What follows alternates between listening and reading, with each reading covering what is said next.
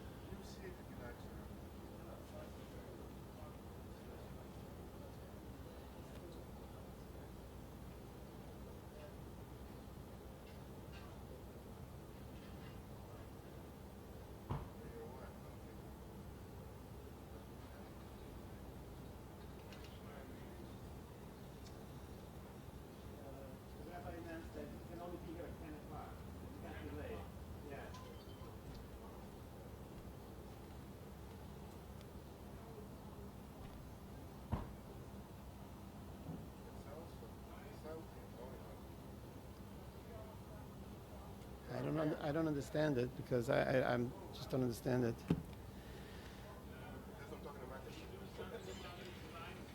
Oh, at least we could take the bulb out. We want to set up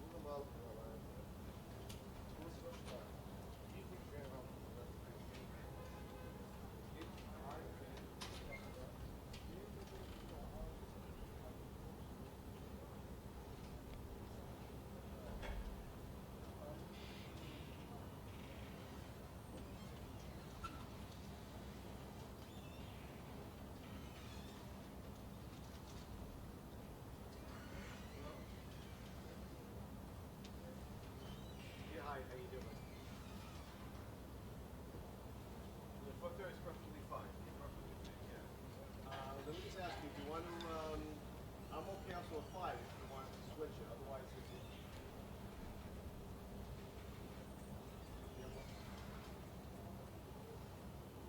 Oh, so you know, I'll leave it at 4:30. That's what I was saying. Yeah, 4:30, no problem. Thanks for confirming.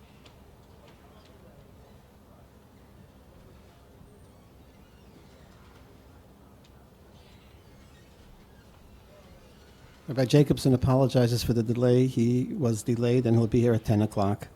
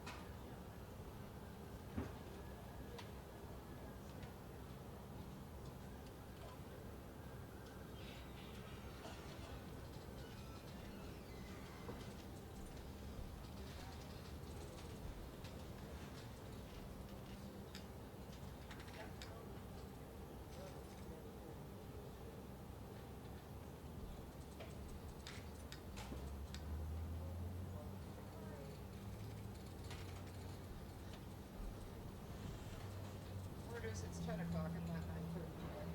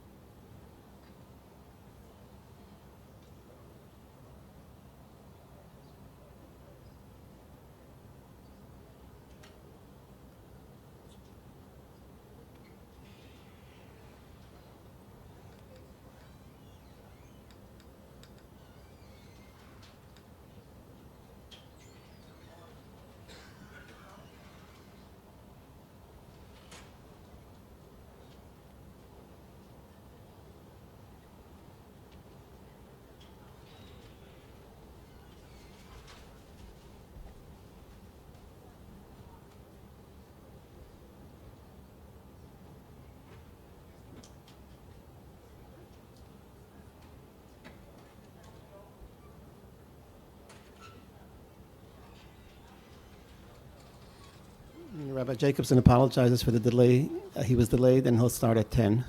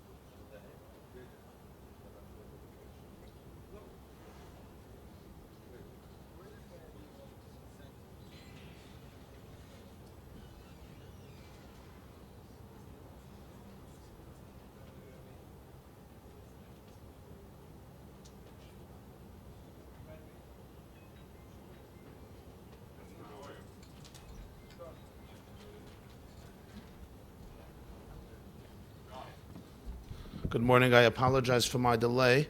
The copies are coming. Somebody's bringing copies. Should be here any minute, and we'll begin. What? Oh. Yeah. Thank you. I hope what I say is worth the wait more than me. I'm worth the wait or not Veisachlish, but what I say hopefully is worth the wait. Much more important.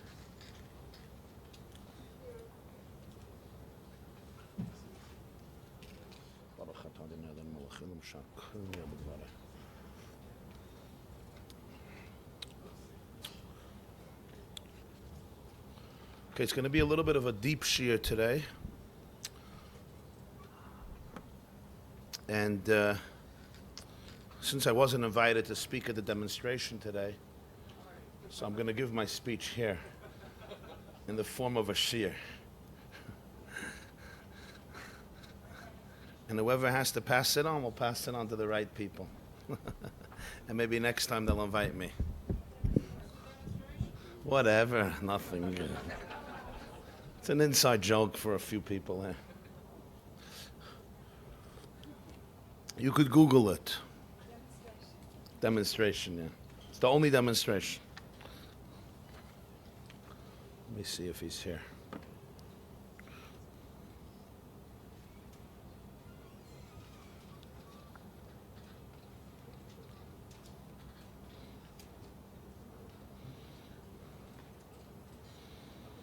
Okay, it's going to be another 2 minutes, so you could socialize in the meantime, or eat a cookie, or learn, or whatever.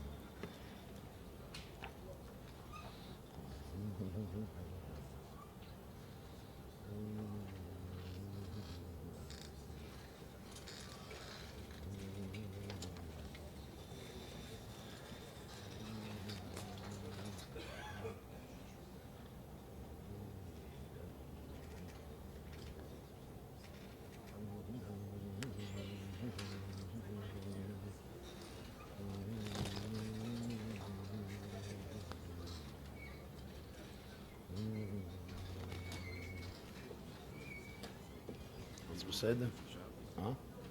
זה שבס noch.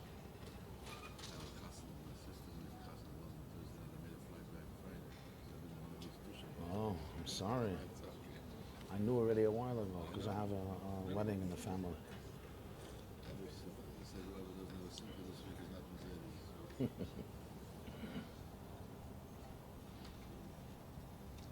If she's also maybe postpone the ticket.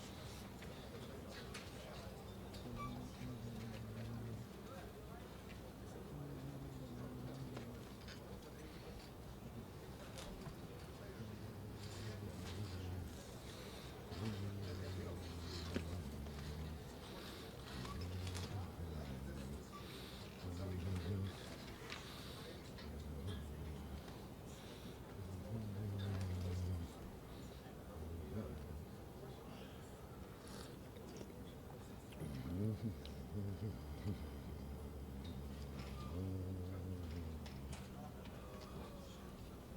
me look like the bad guy. The delay is not because of him. Thank you.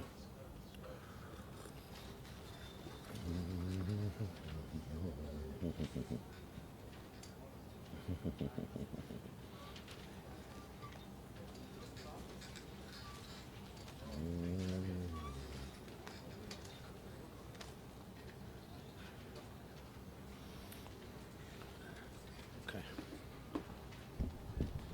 Good.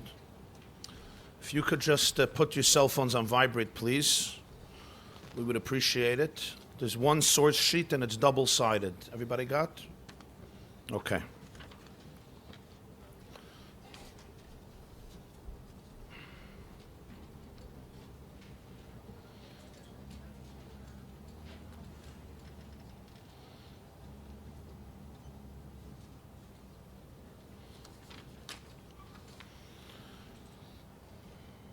I'll also do that.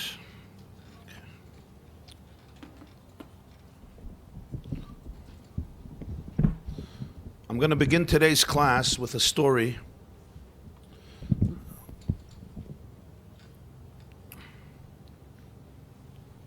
that takes us back to the year Tovkuf Samach Aleph, 1800. The Alter Rebbe, the Baal HaTanya, Rabbi Shneur Zalman of Liadi, was imprisoned by the Tsarist government twice, both because of a terrible Mesira.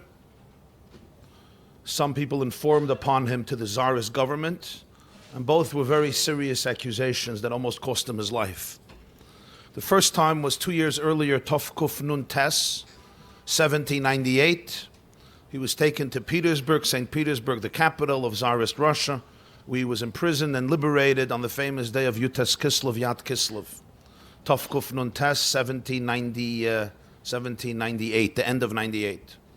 2 years later, there was another Mesira. They formed against him again, once again, and he was again imprisoned. This time, Tovkuf Samach Aleph, the end of 1800, and he was liberated on Chanukah.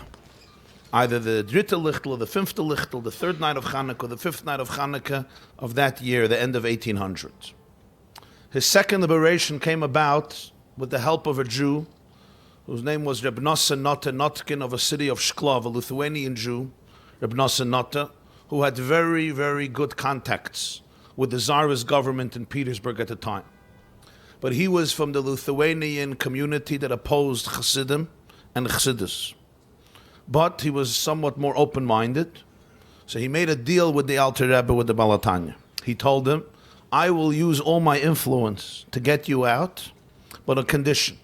The condition is that after you're out, I want you to visit the three greatest Gdolim in what was known as the world of the Misnagdim. The three greatest Talmidei Chachamim scholars in Lithuania at the time, who basically represented that world of the Litvische Gdolei Yisrael. This was already after the passing of the Vilna Gaon, who passed away 3 years earlier, in Sukkot Tovkuf Nun Ches. He wasn't around anymore. He passed away in 1796. But this was already a few years later. And if you'll go visit them and try to create some reconciliation or understanding, I will put my full weight to get you free.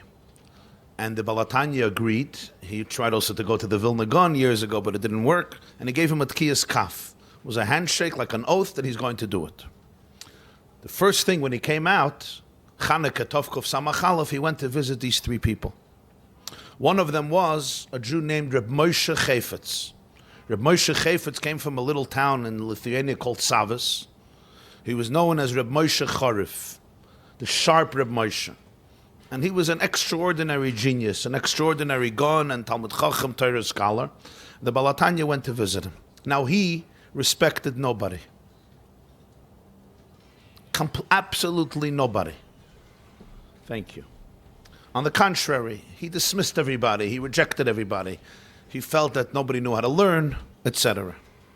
So when the Baal HaTanya, the Alter Rebbe, came to visit him, his attitude was the same, especially here you're dealing not just with an ordinary person who doesn't know anything, but one of the representatives of Chassidus, of the world of Chassidus. So he was even more dismissive and cynical. And he said, I can't learn in Bechlal. You know how to learn anything? So he said, ask.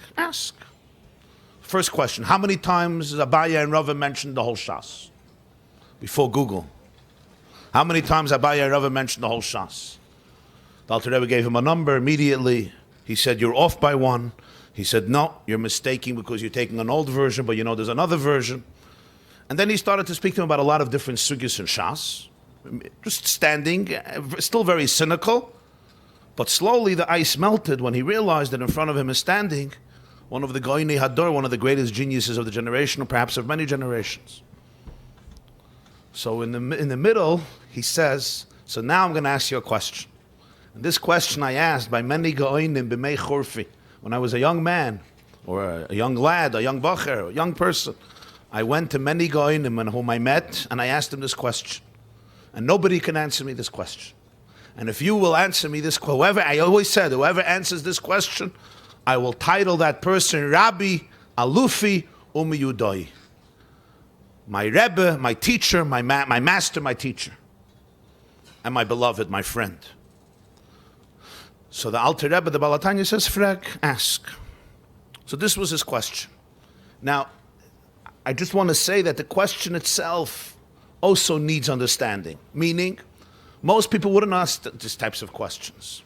Not because it's not a question, because they wouldn't even think that it's a question. Because their level of learning is so shallow that it's not a question. But for him, this was a serious question to the point that it was the barometer who could be called his Rebbe. He also told Alter Rebbe then, he said over, that I once went to the Gaon, the Vilna Gaon, and I asked him a question, and he answered it in one way, and I answered in a different way. And that's when I saw the difference between a Gaon and a Charif. He's a Gaon and I'm a Charif. He's a genius, but I'm a sharp person. I'm sharper. That's why I'm called Moshe Charif. What was the question? So I quoted to you the two sources which his question revolves on. It's a contradiction of two Medrashim. It's not just a Shvere Tosfos, a Shvere Rashi, a Shvere Rambam, an incomprehensible piece of Gemara. No, a contradiction between two Medrashim. The first Medrash is in Medrash Rabbah Parshas Kisisa. Shmois Rabbah Parsha Mem Dalet Piskei Zayin. The Jews create a golden calf. Hashem wants to obliterate them. Moshe pleads for forgiveness. Vayichal Moshe pnei Hashem elakav. Lama Hashem yechra abcha ba'amecha. Schor la'avodecha la'Avraham liYitzchak u'liYisrael shenishbata lahem bach. Vatadaber aleim arba zarachim kechich v'ashamayim v'chol oretz asher amarti yeten lezarachim v'nochel u'loyla. Remember Avraham, Yitzchak, and Yisrael, Yaakov, the forefathers, whom you made an oath to. And you told them that I will increase your children like the stars of heaven, and they will inherit the land forever. Remember, Zog the Medrash, Lama hiskir kan Moshe gimel avos. Why does Moshe mention here the three of us? Remember Avraham, Yitzchak, and Yisrael. Omer Rebavin. Omer HaKadosh Baruch Hu LaMoshe ani mevakesh miyadcha kashem shebegashti mizdoi masara. Hamid li mehem asara tzadikim ve'eni mechalois. When Moshe asked for forgiveness, Hashem says, I will make the same deal I made with Avraham when it came to Zdoim. I asked him for 10 tzaddikim, in whose merit I will not destroy Zdoim. Avraham couldn't come up with 10. You bring me 10, and I don't destroy. Amar, Moshe said, Riboyna olam ani ma'amid lecha. I'll provide 10 righteous people. Hare ani, I'm number 1, Aaron is 2, Elazar, Aaron's son, is 3, Itamar, another son, is 4, Pinchas, Elazar's son, Aaron's grandson, is 5, Yeshua is 6, Kalev is 7. So you understand, from the Jewish people, he found 7 people, 7 tzaddik. Him, his brother Aaron, Aaron's 2 sons, his nephews, Elazar and Isamar, Moshe's great nephew Pinchas, and 2 more people, Yeshua and Kalev, 7 people. Amar lo Elikim, Hashem says, Harei Shiva. These are 7. Where are the other 3? Lo Yedei Malasas. Moshe didn't know what to do. He didn't have another 3. Amalei Moshe, then Moshe says, Ribono Olam, Chayim Heim Amesim? Tell me, God, those who are dead are still alive? Amalei, hey, so of course. Maybe they're more alive than those who are alive, but they're certainly alive. Amar, he says, Im Chayim Heim Amesim, Schor L'Avram L'Yitzchak L'Yisrael Arei Asara. If so, we have another 3. If they're alive, if they're present, Avram, Yitzchak, and Yaakov, 7 and 3, you have 10. That's why he mentions Schor L'Avram L'Yitzchak L'Yisrael. These were the last 3. Great, a medrash. Now there's another medrash in Parshas Eikev. Parshas Eikev, of course, repeats the story of the creation of the golden calf and the breaking of the tablets and Moshe asking for forgiveness. It's the second time around when Moshe tells what happened. Kisi says when it happened, Eikev is his repetition of the story 40 years later. So the Medrash in Parshas Eikev brings a similar story. Amalafon of Moshe tells Hashem, Chashovaisam kizdoim. Look at them like zdoim. Ma amarta lavram. Vayomer Hashem im emtza bezdoim chamishim tzadikim b'soy chayir v'nasasi l'chalamakam ba'avuram uviter loy ad asara. He went down to 10. Don't treat them worse than Zdoim. In Zdoim you were ready to accept 10, accept 10. In Zdoim you were ready to get 10. I'll give you 80. Amar loy, Hashem says, Hame, give me 80. Amar lefon of Ribono shel olam harei shivim askenim. First of all, you have the 70 elders, the Ksiv. We have in Ba'alo Yischo vayomer Hashem al Moshe asfali shivim ish miziknei Yisrael. Gather 70 elders, and I will give them part of your ruach, part of your spirit. They will become prophets, and there are 70 prophets. So you have 70. Then you have Aaron is 1, Nadav 2, Avihu 3, Elazar 4, Isamar 5, Pinchas 6, Kalev 7. So you have 70 sages and another 7 people. Harei Shivim v'Shiva. 77 people. Amalei HaKadosh Baruch Hu, HaMoshe, Eichen Oid Gimel Tzadikim. You said 80. You gave me 77. Where are the other 3? Amalafon of Ribono shel olam. Im halolu b'chayim ve'enim yichaylan lamed lam b'pir tzazu yamdu amesim. If the living can't stand up, let the dead stand up. Amalafon of asay b'schus gimel avos. Let's bring in the merit of the 3 patriarchs. Harei Shmoinim, we have 80. Schor L'Avram, L'Yitzchak L'Yisrael Avadecha. Kivin shehiske Moshe schus avos miyad amalei salachti kidvarach. The moment he brought in these 3, salachti kidvarach.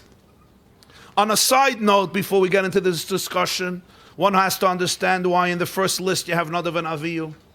In the first list you don't have Nadav and Avihu. In the second list you have Nadav and Avihu, Elazar, Isamar. In the first list you don't have Moshe. I'm sorry, in the first list you have Moshe, the second list you don't have Moshe.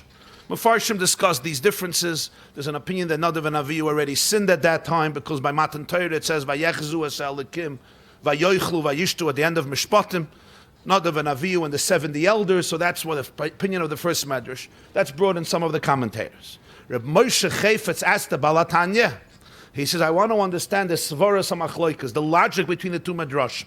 In the first Medrash, Hashem says 10. He's happy with 10. In the second Medrash, he needs 80. What's the difference? Why the first 10 and the second, even 77 wasn't enough? I still need my 80. He said, nobody could explain to me what is the Svaras HaMachloikas between these 2 Medrashim. What is the logic behind this argument? Now, I say most people don't ask these types of questions. They don't take Medrash seriously, to be blunt.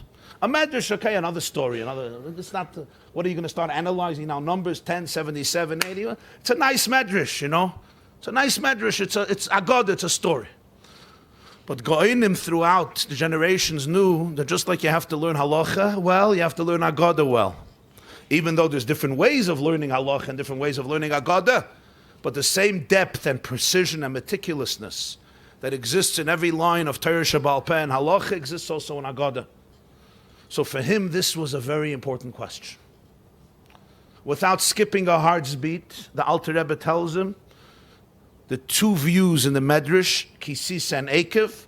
He said, "Zainen Tolui and Amachloikas HaTanoim." They follow an argument between 2 Tanoim in Shas.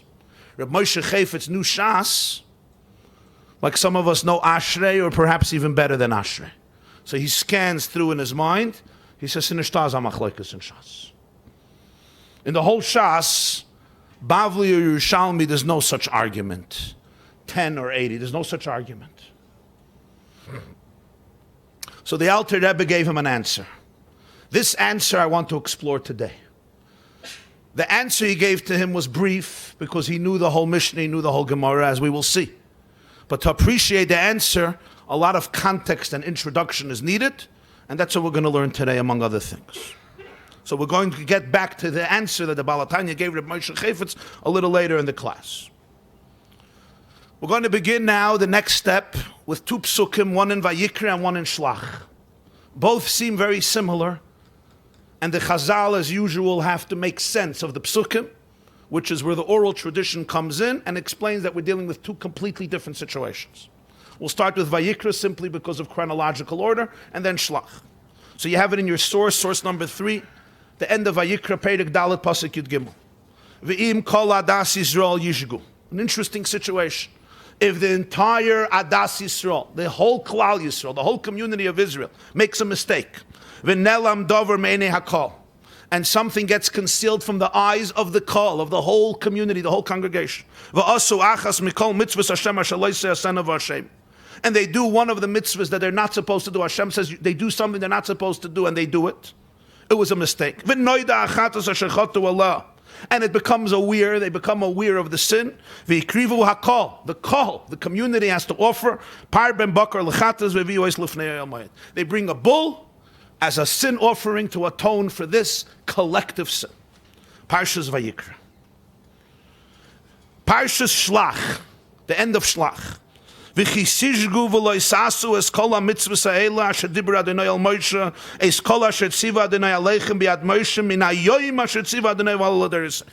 If you make a mistake and one of them, you don't do the mitzvahs that Hashem told Moshe, everything he told Moshe from the day he commanded him, the mitzvahs for the generations.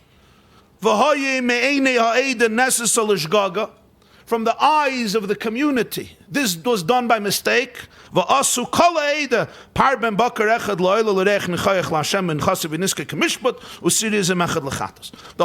has to bring a bull for an oil offering and a goat for a sin offering. 2 offerings, a bull and a goat.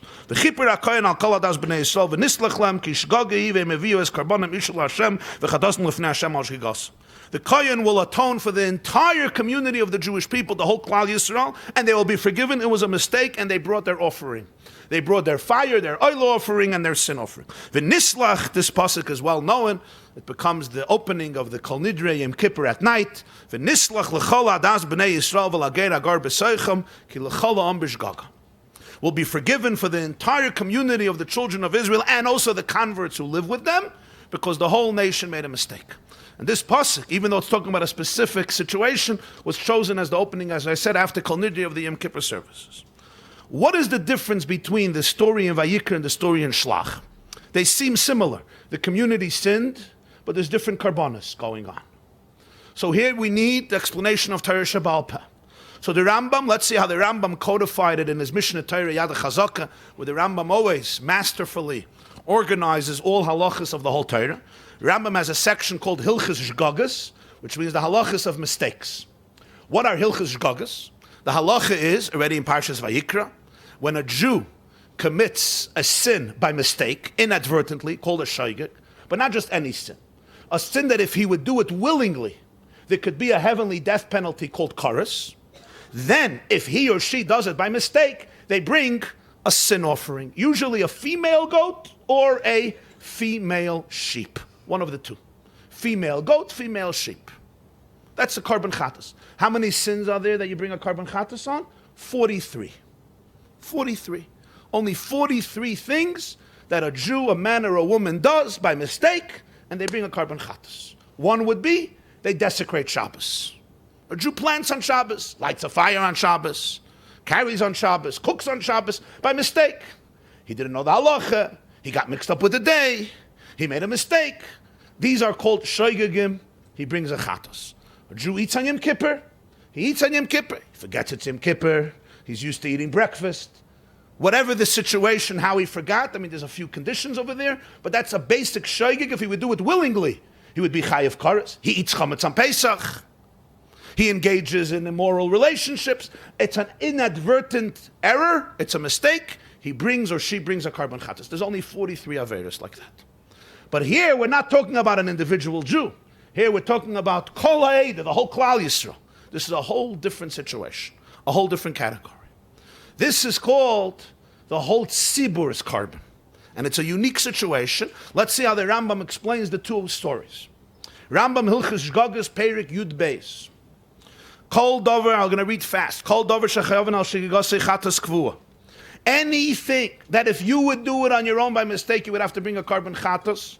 Im shagagu beis din agadol ba'ira, v'hoiru lahatiroi, v'shagagu ha'am ba'ira yason, v'asu ha'am v'im soimchin al yason, v'achakach noida lebezdin shetou, harei bezdin chayavin lahavi carbon chatas al shigigosan ba'ira, v'afal pisha layasu hein ba'atzman ma'isa. Fascinating situation. Bezdin hagadol, the supreme court of the Jewish people, which numbered 71 people and was considered the most powerful, largest, greatest authority of Klal Yisrael. Sanhedrin 71. They made a mistake. Not another court. Not a court of 23, not a court of 3. The central Sanhedrin, the central Bezdin. They make a mistake. For example, just to give an example, they tell the Jews, this Yom Kippur you're allowed to eat. In fact, it happened once. If you remember Ashir Hashana Rabbah, the Shlomo HaMelech's day, built a new Beis HaMikdash, and the Sanhedrin said, we're eating this Yom Kippur. Then they realized it was a mistake. And they told Klal Yisrael you can eat. Or anything else. They say this blood, the blood of the heart, you're allowed to eat. If you eat blood willingly, you're chayav karas. This food is not chametz. You're allowed to eat it on Pesach. They find out it's chametz. Any such type of mistake, you're allowed to kneel in front of this idol. You can't put down your head on the floor, but you're allowed to kneel. Or here, you could go to the bathroom in front of this idol. They didn't think that's the way to worship it. Any mistake that you would be chayav karas, and they tell Klal Yisrael they can do it, and they do it based on their mistake. And then Bezdin finds out they made a mistake. The halach is Bezdin now is responsible. They have to bring a chatas offering for their mistake, even though they didn't do anything. She'ein mashgichin al asiyas bezdin klal bein asu bein lo yasu el al hira yasan belvat. It's irrelevant if they did or not. What's relevant is they paskind, they instructed, they gave a hira. Usharam pturin min hakar ben afa b'shem moisin they should tell best. Everybody else is exempt because they were following Bezdin. Bezdin carries the achrayus. What do you bring? If the mistake was in Hilchas Avodah Zarah, they allowed Jews to worship by mistake what turns out to be idolatry. They have to bring a bull for a noila and a goat for a chatas from every single shevet. The carbons This is the pasuk in Shlach. If something was done by mistake because of Einei Eida, the eyes of the community were darkened. Torah Shabbal Pet teaches us it's not just any mistake, it's talking about a mistake in Avodah Zarah. What's the source? The source is, as Rashi says, because it says here, "V'chisishgu v'loisasu eis kol hamitzvos ha'ela." They transgressed all the mitzvahs, everything Hashem told Moshe.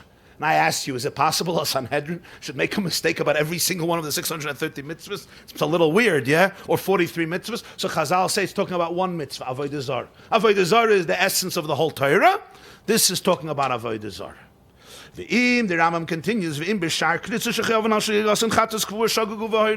if it was about another issue, for example, eating on Yom Kippur, eating blood, eating chametz and Pesach, engaging in a forbidden relationship, etc., they say you could marry this person, it turns out it's a brother and a sister. These types of things, which as you know in history, these things could happen. In this case, maybe kol shevet v'shevet parchatos. Every shevet has to bring one bull. You have to bring a par. these are two karbonis tzibur that Bezdin brings, but every shevet has to bring. In other words, Bezdin is responsible for it, not every individual who did it, and they have to bring 12. Where a regular carbon, a regular Aveira, not Avodah Zarah, 12 bulls, and if it was Avodah Zarah, 12 bulls and 12 goats from every shevet. There are a few conditions here. Condition number 1 is the Sanhedrin is the one who has to give the ruling. Condition number 2 is most of the Jewish people follow the ruling. What do I mean by most? Most, Rambam Paskins means most of Klal Yisrael living in Eretz Yisrael, or most of the Shvatim, even if it's not a majority of the Jewish people living in Eretz Yisrael. So you can have 600,000 Jews, say, living in the Holy Land. If 301,000 Jews follow Bezdin, they have to bring this carbon for every shevet. Even if the majority of every shevet does it, even if it's less than the majority of Klal Yisrael, because let's say one shevet has a huge amount, disproportionate amount of numbers, they still have to bring this carbon. That's the halach and the Rambam. These are the details of when you bring this carbon. It's called par helim davar shel tzibur in halach. The cow, the bull, not the cow, the bull that was brought when the tzibur was mistaken, when the tzibur was experienced helam davar, a mistake, a concealment of truth because of the Bezdin, because of the Sanhedrin. Next step comes the Sifri. The Sifri, which is the Medrash of the Tanoim on Parshas Shlach, says, Minayin im ikev echad min hashvatim v'lo yehevi shahaya ma'akev es hakapara. How do you know that if one of the Shvatim said they're not bringing echad min hashvatim ikev, you're not bringing on our behalf. This prevented the whole atonement. Talmud loymar v'chiper al kol adas b'nei Yisrael. The pasuk says v'chiper ha'kohen al kol adas b'nei Yisrael. The atonement is for the entire community. Means it's not 12 atonements. There has to be a kapara for everybody. So if you bring 11 bulls and 11 goats, one shevet's bull and goat was not brought for whatever reason, didn't work. You're bringing for each shevet separate. The Sifri says there has to be a kapara al kol adas b'nei Yisrael. Granted, this is a big chiddush.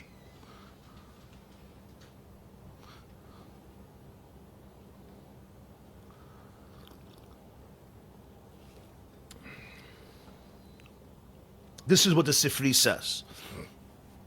So the Mefarshim explain.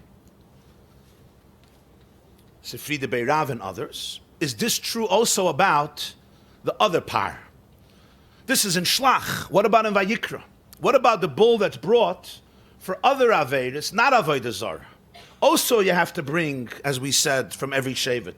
As the Rambam said, you bring 12 bulls. Kol shevet par chatas. What if you only bring 11? So most Mefarshim say it would be the same halacha because you learn out this one from this one.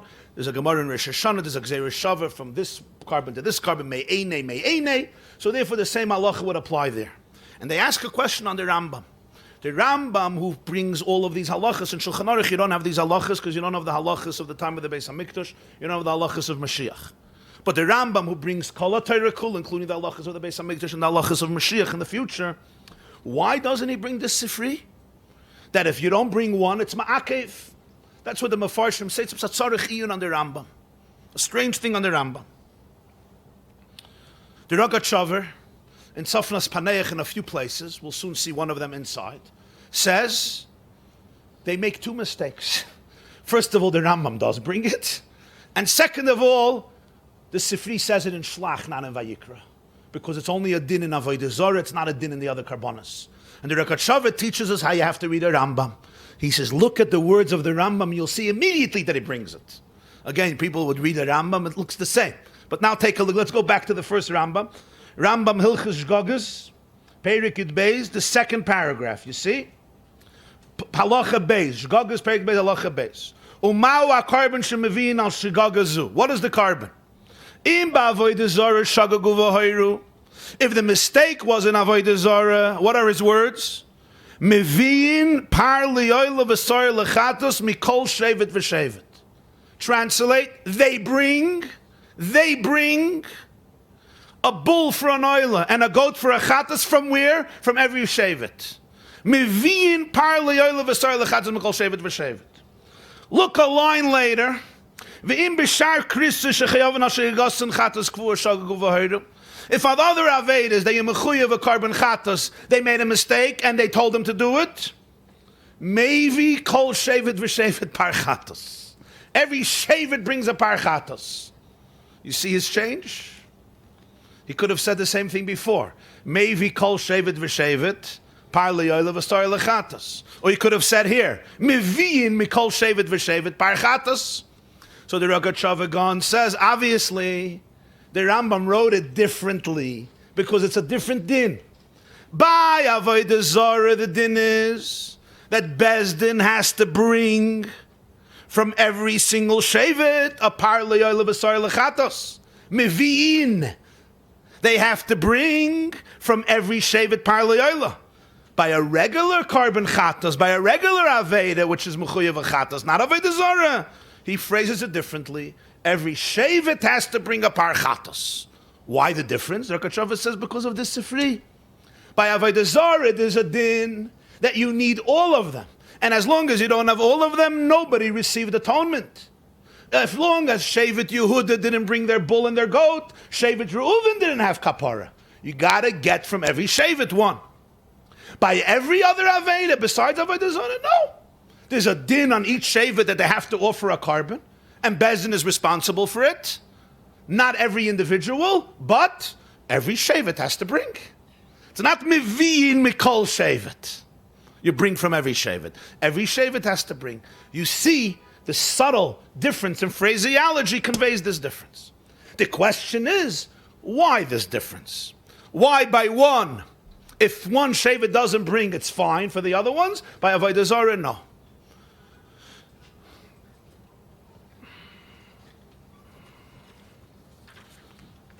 Let's change the subject completely.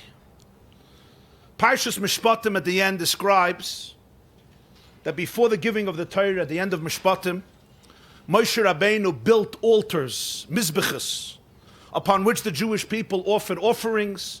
The Gemara says that the Jewish people went into conversion. There was Tvila, there was Mila, and there was Hartzas carbon. They went to the mikveh, they had a bris, and there was a carbon. How many altars did Moshe Rabbeinu build? In Mechilta, there's an argument. Sagt the Medrash in Mechilta Mishpatim, Moshe Bana. Anybody has a chumash, maybe? Anybody has a full chumash? Oh. Thank you, thank you.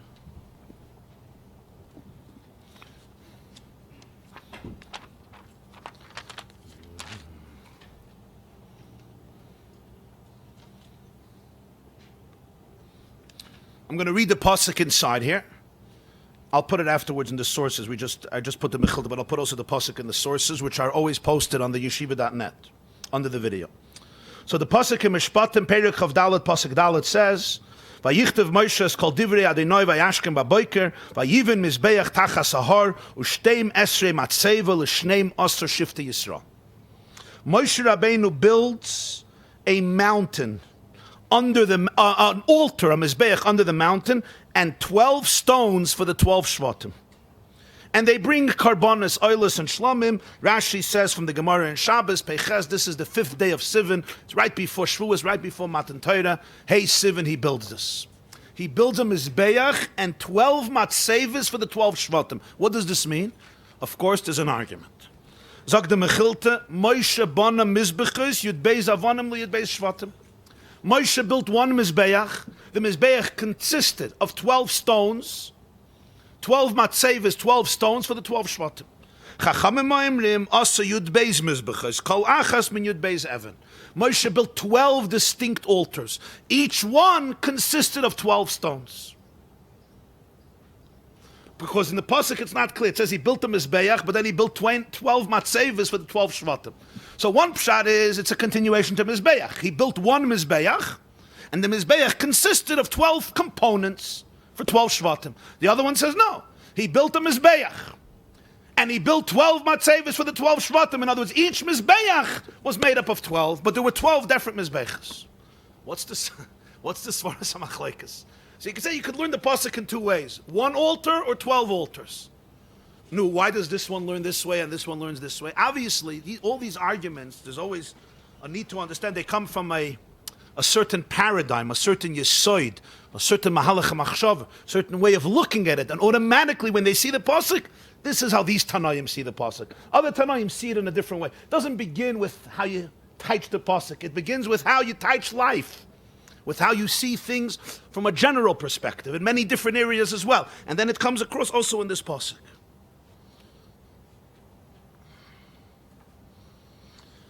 In order to understand all of this, we have to learn a Mishnah.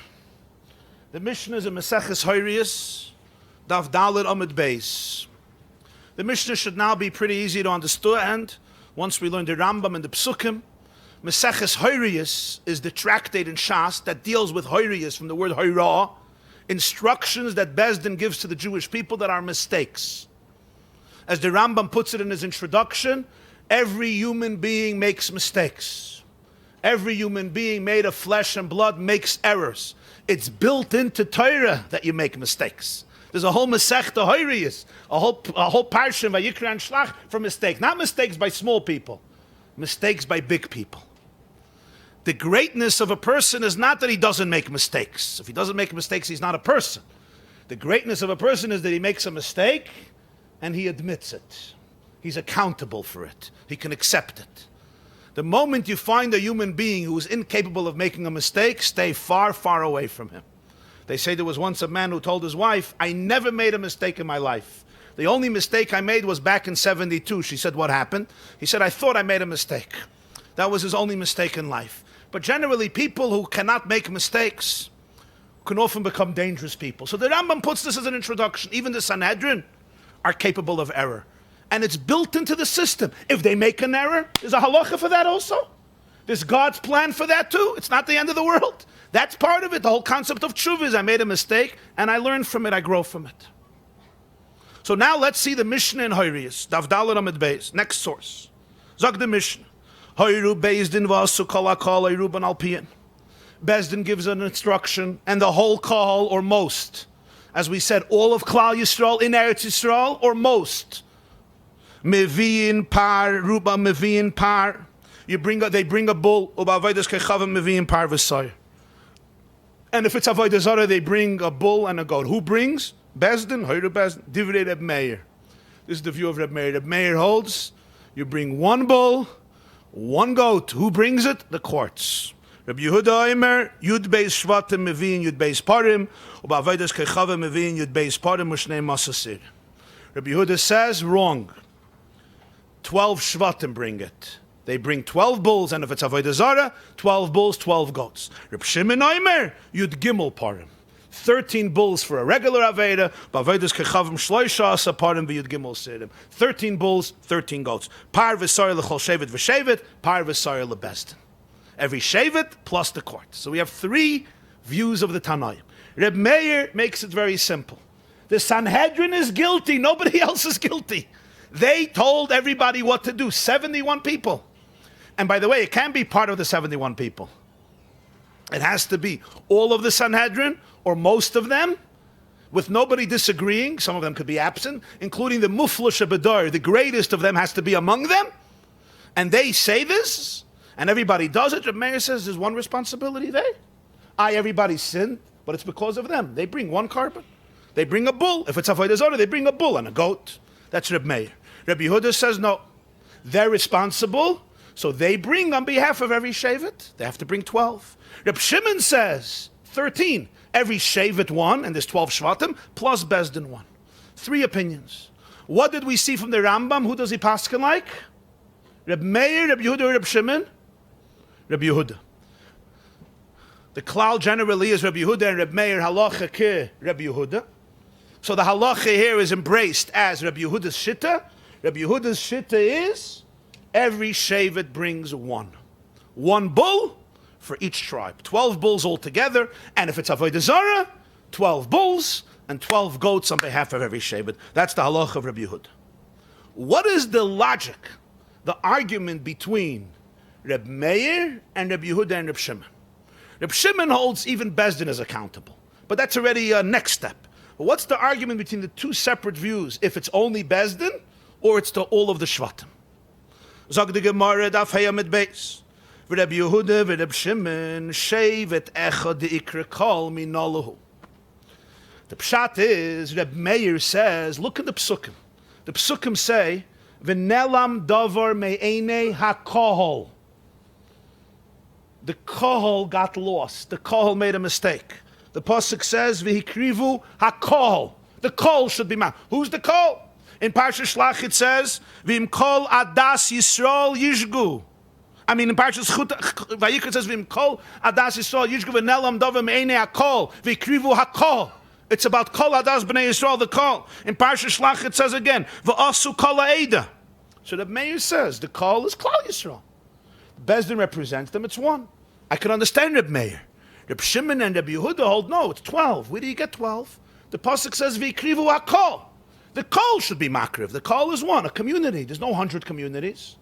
Zog the Gemara, min nolon, the Reb Yehuda and Reb Shimon shevet echad ikra kol min nolahu. How do Reb Yehuda and Reb Shimon say that every shevet is a separate kol? There's no Klal Yisrael. That's one. There's 12 Klal Yisrael. There's 12 kols in Yisrael. Kol ha'eda is divided by 12. Amri diksiv, the pasuk says, you have a pasuk azoy. Vayamoid Yehoshaphat.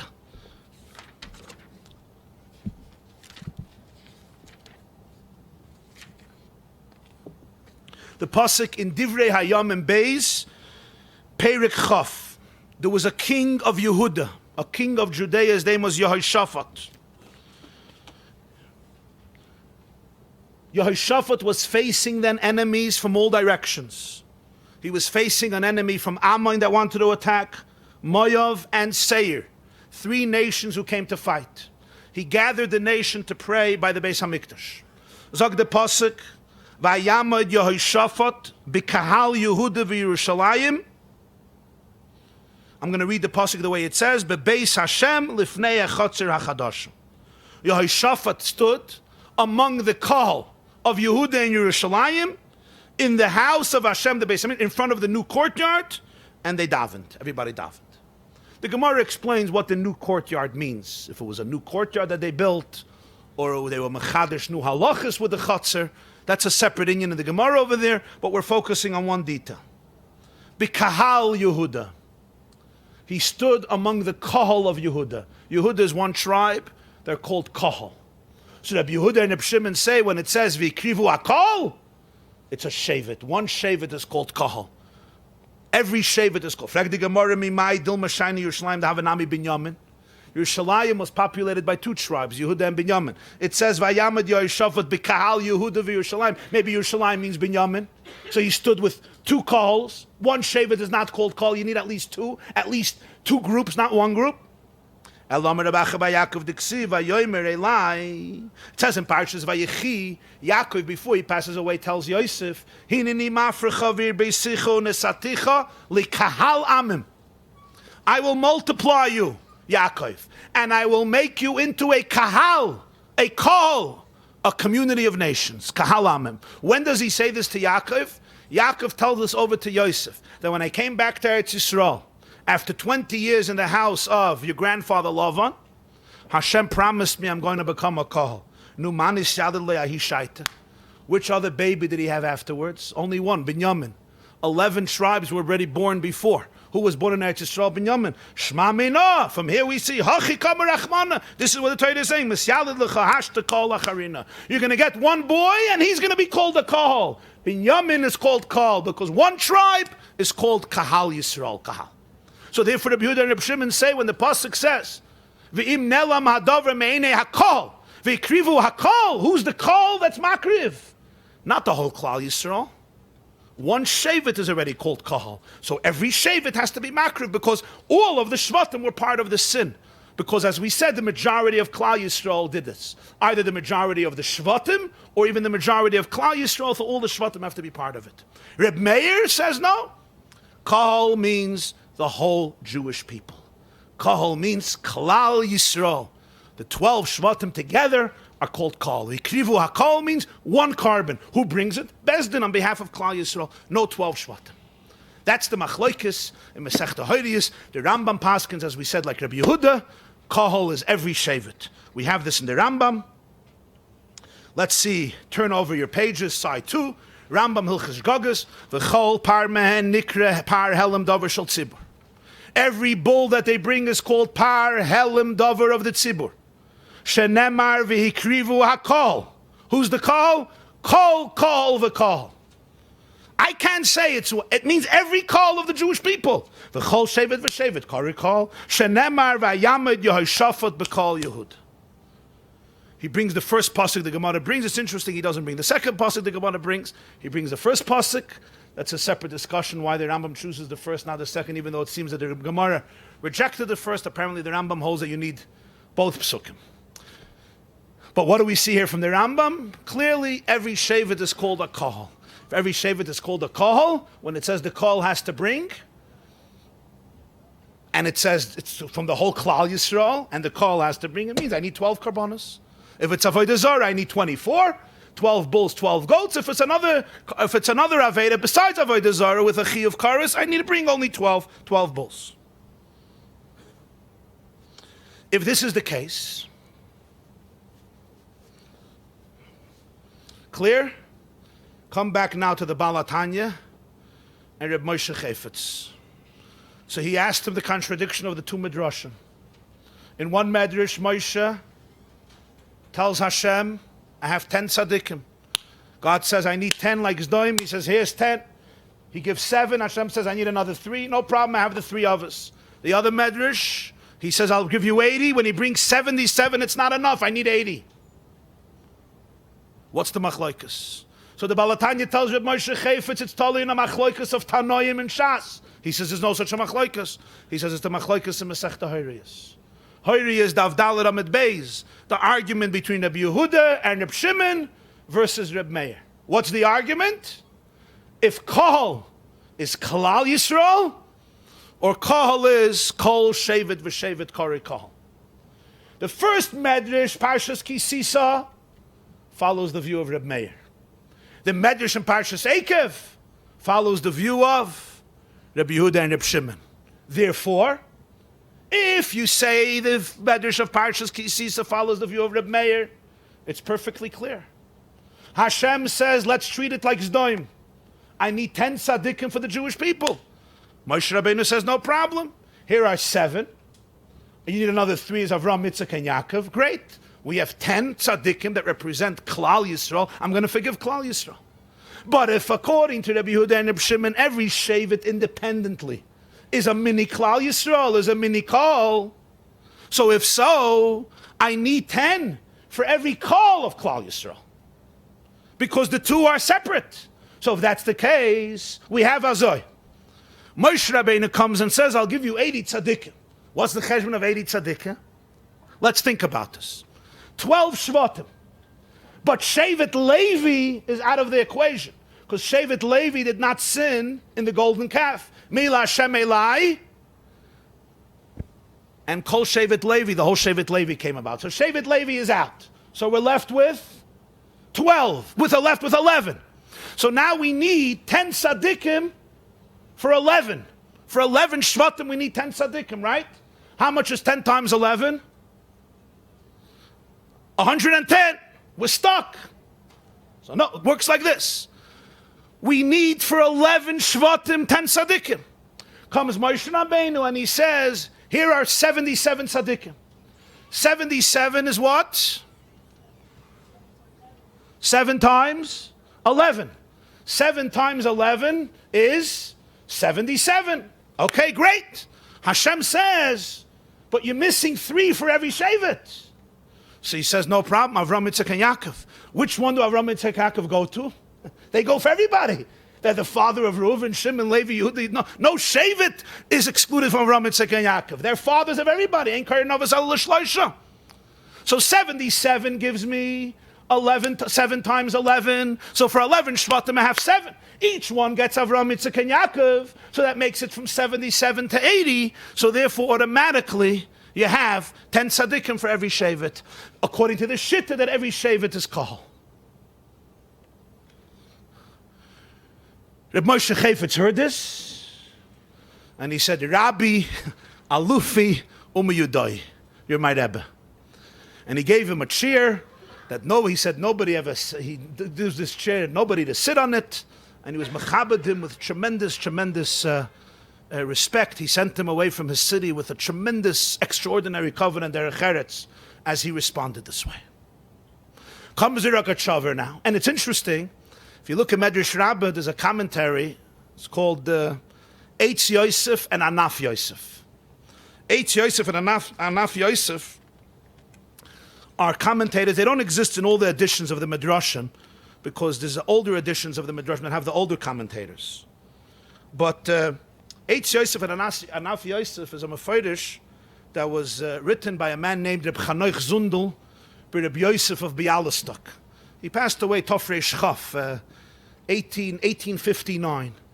He lived in Bialystok. He was known as a very big darshan, a very big magid. And he wrote a commentary on Medrash called Eitz Yosef Anaf Yosef. In his Sefer Anaf Yosef, on this Medrash in Kisisa, he brings this vart, and he says, B'Shem HaChasid Hagon, Reb Shnei Zalman Nishmos Eden. He brings it over there in Anaf Yosef, and already that time he already heard the Shmuah and he wrote it down. Now, according to this, says the Rogatchover, somewhere else, you understand the Machlokes in the Mechilta. How many Mizbechas did Moshe Rabbeinu build? Why are they arguing? He says it's the same two people. Reb Meir holds one kahal. If there's one kahal, you build one altar, and you put in all the shvatim there. The Chachamim say, as we learned in the Mechilta, that it was Yud Beis Mizbechas. Why? Every shevet is its own kahal. Because every shevet is its own kahal, every shevet gets its own altar, its own mizbeach. Granted. So this explains that. But now, what do we say lahalacha? Lahalacha we say that every shevet is called kahal. That's why the Rambam says you have to bring 12 or 24. It also makes sense that the Medrash Rabbah in Parshas Eikev is a later Medrash, Basrai, it's a later one, and it follows the shitta that every shevet is kahal. So he needed 80 people, not 10 people, not 7 people. But now we come to the next step. What is the next step? That the Rambam showed us there's still a difference between the Avodah Zarah carbon and the other carbon. By the Avodah Zarah carbon, the Sifri says one is ma'akiv. If one shevet doesn't bring kaput, it's not good. Other carbonas, you don't need that.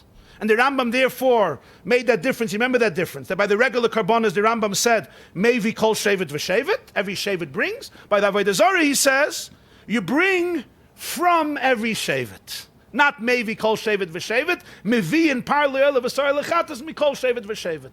In other words, there's one ma'isa hava. They bring it from every shevet. You have to go and bring it from all. In the second situation, a regular Aveda, every shevet has to bring. There's a separate ma'isa hava. There's a separate bringing from every shevet. Why? Because if one doesn't bring, it doesn't affect the other one.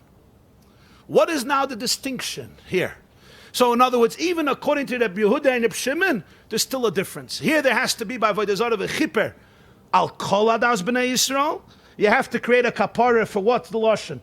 V'chiper akoyin al kol adas b'nei Yisrael v'nislach l'chol adas b'nei Yisrael. It has to be one slicha. So if one shevet doesn't bring it, it's ma'akiv, it's not good. By the other Avedis, you don't say that. They all have to bring a carbon, but one is not ma'akiv the other. What would be now the difference? So now, we come to the next step. To understand a little deeper, what's the real argument? If every shevet is called kahal or not? And even if every shevet is called kahal, Avodah Zarah is still different. So here, I'm going to introduce you to a term that is brought often in the works of the Tzafnos Panech, the Rogatchover Gaon, from the Rambam. The Rambam has, of course, his works on halacha, Pirush HaMishnayos, Mishnah Torah, Sefer HaMitzvos, etc. And then the Rambam has his philosophical works. Among them, most important and most known is Moreh Nevuchim, the Guide for the Perplexed. Generally, throughout Jewish history, the two fields did not converge. There was halacha and there was philosophy.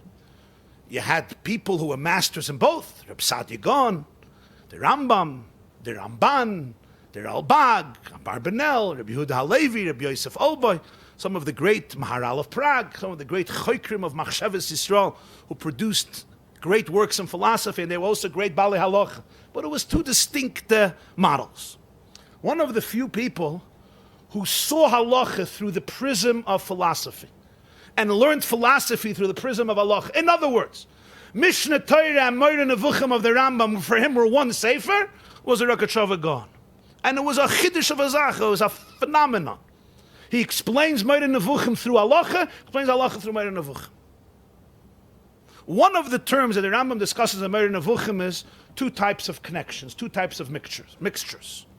It's a philosophical term, brought a lot in the Rambam and other works of philosophy, and it's known as Harkava Shchenis versus Harkava Mizgis. Harkava means to bring things together, to blend, to mix. Harkava, laharkiv yachad, to bring together. Harkava Shchenis means bringing together neighbors. Shchenis from the word Shchenim. It's a mixture due to two things being like neighbors. Harkava Mizgis means it's a blend that is created by a mixture of two things. They're not neighbors, but they're mixed together. What do we mean by this? So let's give an example. We have a shiur right now happening. People are sitting together. Everybody sitting in this room has a connection by the very fact that we're sitting together in the same room and we're learning Torah. We are shchenim. You may even be touching somebody else's hand, but there's you and there's the other person. You're brought close together like two neighbors who lived near each other their whole life. You take a salad and you mix into the salad. You have vegetables, you have tomatoes, you may put parsley, you may put pepper, you may put avocado, you may put tomatoes, lettuce, cucumbers. Cut them into small pieces, they're mixed together. This is called Harkava Shchenis. And you could separate one from the other. You could go away from your friend. You could take out the onions from the salad. You could take out the lettuce or the tomato from the salad. Some kids don't like peppers. They make sure to take out the peppers. Not on Shabbos because of boirer, but you could take it out, so, theoretically speaking. If you want to take out the bad from the good, you don't do that on Shabbos because of boirer. You take out the good from the bad if you're going to eat it right away with your hands or with a fork or a spoon, whatever. That's all Harkava Shchenis. People together. You know, sometimes you sit on a plane near somebody else for 21 hours. You become friends by default. But then what happens? Have a wonderful time. You never see each other again. Maybe you exchange an email. I don't know. But fine. You were shchenim and then you separate. That's Harkava Shchenis. Harkava Mizgis means there's a mizug. The two are blended together. For example, you mix wine into water. You mix wine into water, now separate. Now separate. Any drop of liquid you're going to take is going to be a mixture of wine and water. Fafalin. It's over. By the salad, the Rambam gives a mashal chitim and kitnius. You mix beans, legumes into chitim, into grain, into kernels of grain, kernels of legumes into kernels of grain. It's mixed, but it's Harkava Shchenis. It's not Harkava Mizgis. You could separate the two. And if I take one piece, I don't have both. I have one. However, mayim and yayin, wine and water, and now any part that you take, you have everything. That's generally the difference between Harkava Shchenis and Harkava Mizgis. Another example would be lisha, when you knead. You take particles of flour and you mix them with water, and you knead it into an isa, into a flour, into a dough. Now what happens? Any part of the dough you take, what do you have? Flour and water mixed. This is called Halacha Harkava Mizgis. It's not Harkava Shchenis. The particles of flour before you mix them with water are Harkava Shchenis. One particle near another particle. Once you mix it with water, it becomes one chativa, one essence. It's interesting, the Maharal, I think in Netzach Yisrael, explains brilliantly that there's a medrash that the world exists because of three mitzvahs. Shloisha dvarim nivra olam. Bikurim, Trumas and Maestras, and Chala. Bikurim, Trumas. So the Maharal says it's not just three mitzvahs. It represents three different stages of reality. Bikurim, what's Bikurim? You come to your garden and you see a new fig. A fig just got ripe. So you wrap your Koyrech Aleh Gemi, you new translate. You tie a ribbon on top of it and you say, Harezu Bikurim, this is Bikurim. A new fig. You have a new pomegranate. You have a new grape, and you fill up your basket with the new fruits of Shivas Haminim. Each fruit, when it becomes ripe, you fill it in your basket, you bring it to Yerushalayim, you give it to the Kohen, the march of Bikurim that used to start after Shavuos and continued for the next months, where every farmer would come to the Beis HaMikdash and bring Bikurim. That's mitzvah number one. Mitzvah number two is Trumas and Maestris. Trumas and Maestris is, you don't go to a tree and take a fig and say, here, Kohen, come, here's a fig, a grape. You take a grain and you say, here. No, there's a process. There has to be what's called miruach and keri. Gmar malacha, Trumas and Maestris. You harvest the grain. Then after harvesting the grain, you have to thresh the grain. And you have to winnow the grain. And you have to separate the dirt from the grain. And then you take all the kernels together and you make a keri. You make a big pile, a big mound. And miruach, you smoothen it out. And that's called Gmar Malacha. It's ready for storage, and that's when it becomes Mechuyev and Trumas and Maestris. Yes, there are people who do it before, and it becomes complicated in Halacha after Keri and Miruach. Gmar Malacha. That's the second mitzvah, Trumas and Maestris, that you give to Koyanim and Leviim and poor people. Meiser Sheni, Meiser Oni, Meiser Rishon, Truma. And then you have the third mitzvah, Challah. When do you do Challah? You don't take kernels of grain and do Challah. You have to grind it into flour.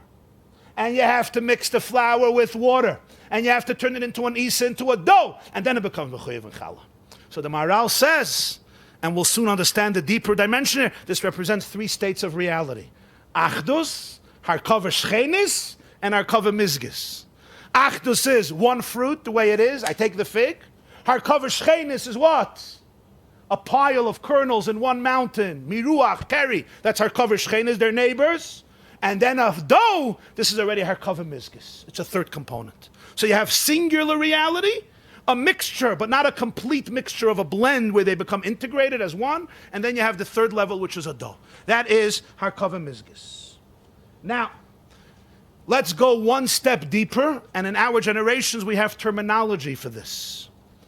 I should say, already the Tashbitz, who was one of the Rishonim, explains some very profound halachas of shatnez and kilayim based on the idea of the Rambam of Harkava Shchenis versus Harkava Mizgis.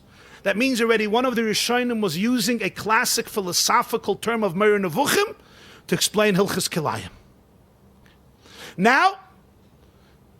Now, before we go to the next step, let me show you an interesting example in halacha, how this is expressed from the Rogatchover's perspective. There's a Gemara in Shabbos. Take a look at the next source. Shabbos Tzadikei Amid Beis. Megaben chayav mishamai, mishamboina. Megaben means from the word gvina, curdling milk into cheese. I don't know how many of you, probably the Ezras Noshim knows a little more about this, ever curdled milk into cheese. It's a fascinating process. How do you make from milk cheese? You have to take the milk. They would put rennet into it or some other enzymes that basically curdles the pieces, some pieces that become potentially hard, and then what's called the whey, the liquid that departs from the cheese. This is a process that's forbidden on Shabbos. Beating the milk into cheese. Why, asks the Gemara? Mishum boina. You're building. You're basically creating a house. That's what you're doing. You're taking milk, which is liquid, and you turn it into a structure. It's called gvina, mishum boina. Take your Yerushalmi, Masechta Shabbos, Perek Zayin Halacha Beis, HaMegaben, Chayiv Mishum Losh. Yerushalmi says it's not boina, it's losh. You're kneading. You take particles of flour, you mix in water, and you make a dough. Here too, you made a piece of cheese. From liquid, you made a cheese. Yerushalmi. Boina and losh are both Avos Malachas on Shabbos. They're both one of the 39 Avos Malachas. What's the machlokes? What are they arguing about? So the Rogatchover says, Tzofnos Panech Shal Sotshuvas Dvinsk, Zetalye Mavar Kover Shchenis and Mizgis. There's a huge philosophical argument here. Is it called Harkava Shchenis or Harkava Mizgis? I shouldn't say philosophical. A huge argument in chemistry. When you curdle milk into cheese, is the cheese called Harkava Shchenis?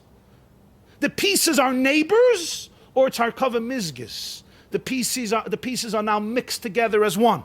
What's the difference between boina and losh? When you build a house, you don't build a house of one piece of material. You have so many diverse types of materials and they all come together in a house. But it's Harkava Shchenis. You have one brick here and a brick here, a plank of wood here, a plank of wood here, a screw here and a nail there. a beam here and a beam there. It's Harkava Shchenis. Lush, as we said, kneading a dough, is Harkava Mizgis. When I take a brick of the house, I don't have every other brick. I have one brick. When I take a piece of dough, I have the dough, the flour, and the water mixed together. I can't say, oh, here you get the flour, here you get the water, unless you didn't mix it well. If you make it a dough, it's one Metzias. What would be the big difference in halacha? There's differences in halacha. I'll bring out one. Quite an interesting difference. Take a look. There's a Tosfos in Shabbos Tzadikei Amud Aleph. Umiyu teimeleri kiven de mutal agaben beyamtiv min atayra. Since you're allowed to curdle milk into cheese on Yom Tov min atayra because oichel nefesh, you want food. Afilu be'efsher, even if you could have done it before, because min atayra you could do every malacha for oichel Yom Tov for oichel nefesh on Yom Tov. Afilu be'efsher. And even if midirabanan it's only mutter if you couldn't do it out of Yom Tov, imkain nafal beise b'Yom Tov ye mutter livnoise b'Yom Tov. A question: if your house fell down on Yom Tov, you should be permissible to do construction on Yom Tov. The mitoich shehuta binyan l'tzayrich the megaben have mishum boine kedama besamoch huter nami shaloi l'tzayrich. We have a klal in Hilchas Yom Tov. The halach is like Beis Hillel, Beitza Yud Beis. Am I allowed to carry my keys on Yom Tov? Yeah. Am I allowed to carry my machzor on Yom Tov? Yeah. Why? The Torah says you're only allowed to do malacha for cooking. The answer is Beis Hillel, unlike Beis Shammai holds, once it's permissible for what need for Eichel Nefesh, it's already permissible for everything. As long as you need to do it on Yom Tov. As long as there's Tzorech Hayom. I need the keys in order to open my house. I need the machzor to go daven Rosh Hashanah. As long as there's a need. Therefore, Beis Hillel learns when the Torah says you're allowed to cook on Yom Tov, you're allowed to do malachas for cooking on Yom Tov, it doesn't mean you're allowed to do malachas for cooking. The Torah was megala that those types of malachas that you usually do for cooking, you're allowed to do on Yom Tov. It's a gilui milsa. It's telling me whatever you do for Eichel Nefesh, you're allowed to do for Yom Tov. Beis Shammai hold it's a very limited heter. If you want to cook, you're allowed to do it. Beis Hillel says no. Any type of malacha that you do for cooking, you're allowed to do on Yom Tov, even not for cooking. So I could carry a shul, I could carry on Yom Tov for siddur, even though it's not for cooking. Because I could carry for Yom Tov, on Yom Tov. Why? Because you need to carry for food, you need to carry. I'm going to eat by you, I bring you a kugel. Frek Tosfos, if so, you should be allowed to build on Yom Tov. Why? Why? If you say curdling milk into cheese is boina, and you're allowed to curdle on Yom Tov min atayra because it's eichel nefesh, so you should build a house on Yom Tov. No problem. As long as it's a hot day and you don't want to get suntan, burnt, so therefore you need a house. You're allowed to do construction on Yom Tov. It's not for cooking. If Megabin is a din in boina, so that means Torah allows you to do boina on Yom Tov. Because it's an inyan that's negay Eichel Nefesh. So it's like cooking, it's like carrying. Question of Tosfos. You should be allowed to build on Yom Tov. Build your house on Yom Tov. Construction permissible on Yom Tov. You see somebody who says you're allowed to build a house on Yom Tov, it's a svara in Tosfos. V'ya shloimar, you're right. You're allowed to. You're allowed to build your house on Yom Tov if you need to live there Yom Tov. If you want to sit outside a whole day and you're comfortable, then you're not allowed to. But if it's Tzorech Hayom, you're allowed to. The Chazal, the rabbi, said no because it has a mundane dimension to it. Just like they said you shouldn't grind kernels into flour on Yom Tov. You shouldn't sift flour on Yom Tov, even though it's Eichel Nefesh. Minatayra, you're allowed to do it. But they said Mitzat Uvdin Dechel, and you could do it before Yom Tov, these things. Here he says it's Mitzat Uvdin Dechel. But what do we see from Tosfos here? That Minatayra, you're allowed to build on Yom Tov. That's only if you say Megaben Chayav, Mishum Boina. But if you say Megaben Chayav, Mishum Losh, then you're not allowed to build Yom Tov Minatayra. How could you build on Yom Tov? There's no binyan that's Eichel Nefesh. So binyan is not mutter. Granted. What's the machloikas here? Harkava Shchenis or Harkava Mizgis. Now, let's go one step further.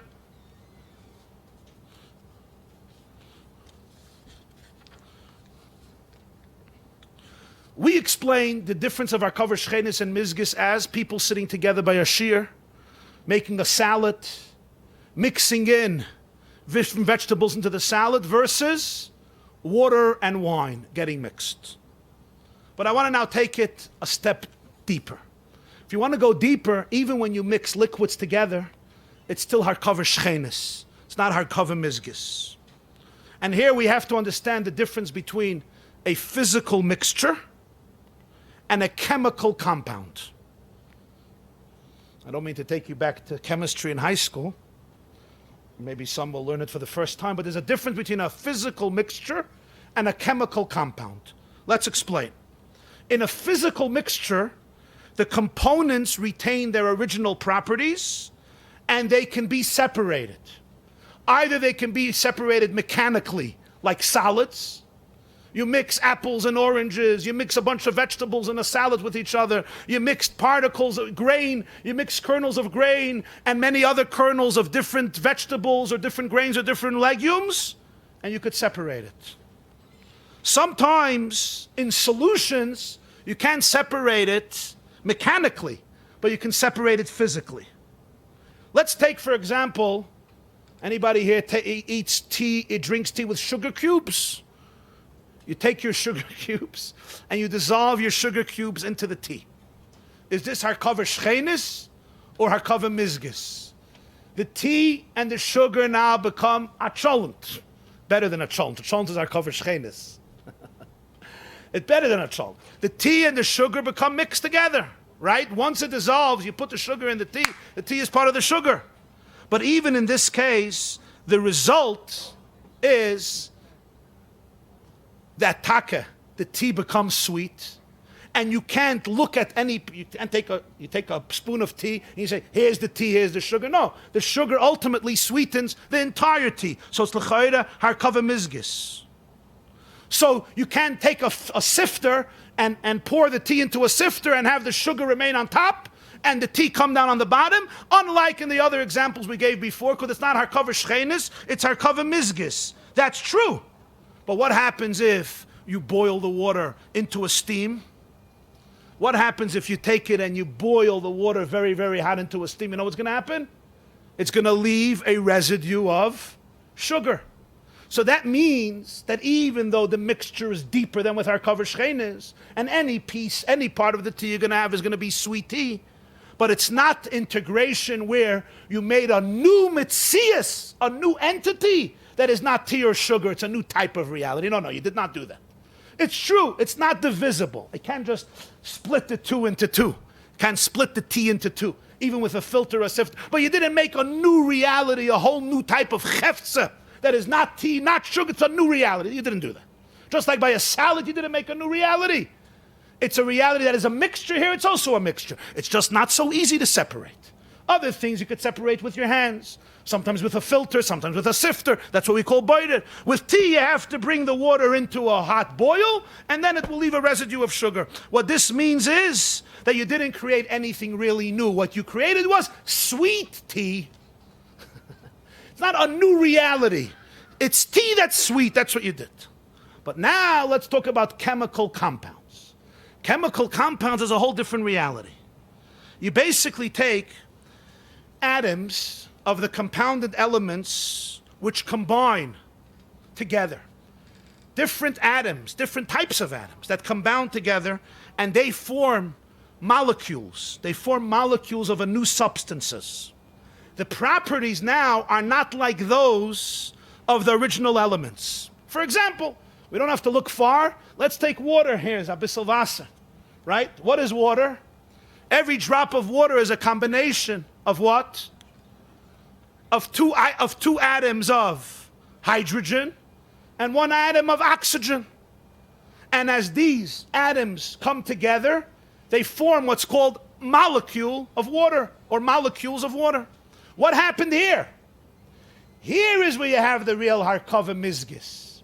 It's not you dissolved sugar cubes into tea.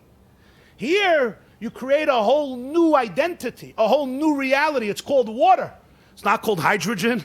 It's not called oxygen. Here the items come together and they create a whole new reality. This is what a chemical compound means. That would be an example of our Kaveh Mizgis on a deeper level. Such a compound is formed through a chemical reaction. And only another chemical reaction can break it up. How exactly are you going to break up the hydrogen, separate the hydrogen and the oxygen from the water? What are you going to do? You're going to put it through a filter and the hydrogen will be separated. You'll boil the water. No. You created a new hefza, a new reality by the different atoms coming together creating a molecule. You need a chemical reaction to break it up. That's a deeper level of our Kaveh Mizgis. So now let's come back to our discussion here with the Jewish people. When you look at the Jewish people, what do you see? What do you see of the Jewish people?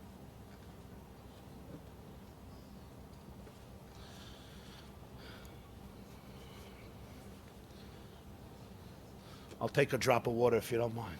Our Kaveh Mizgis. We're going to talk about our Kaveh Mizgis now, so I'll digest a little bit of our Kaveh Mizgis.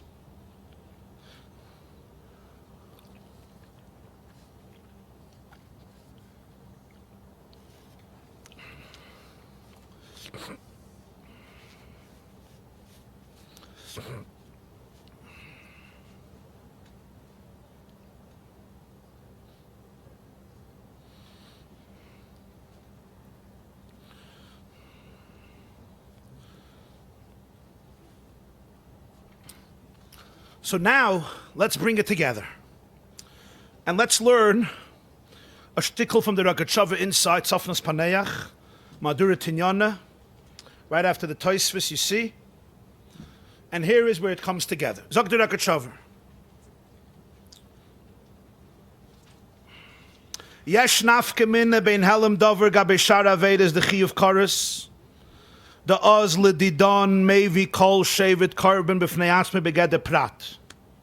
There's a big difference between the helem dover by other avedes, where there's a chiyuv koros, that according to us means according to Rabbi Yehuda, which is the halacha, every shevet brings its own korban begeder prat. Every tribe is seen as an individual entity. Every shevet is a kol.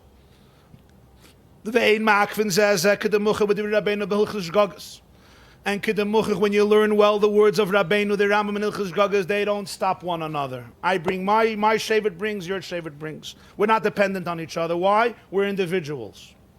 Aval al shigigas avodah zarah. When it comes to a mistake avodah zarah, ma'akvin hashvatim zeh kemavur b'sifri.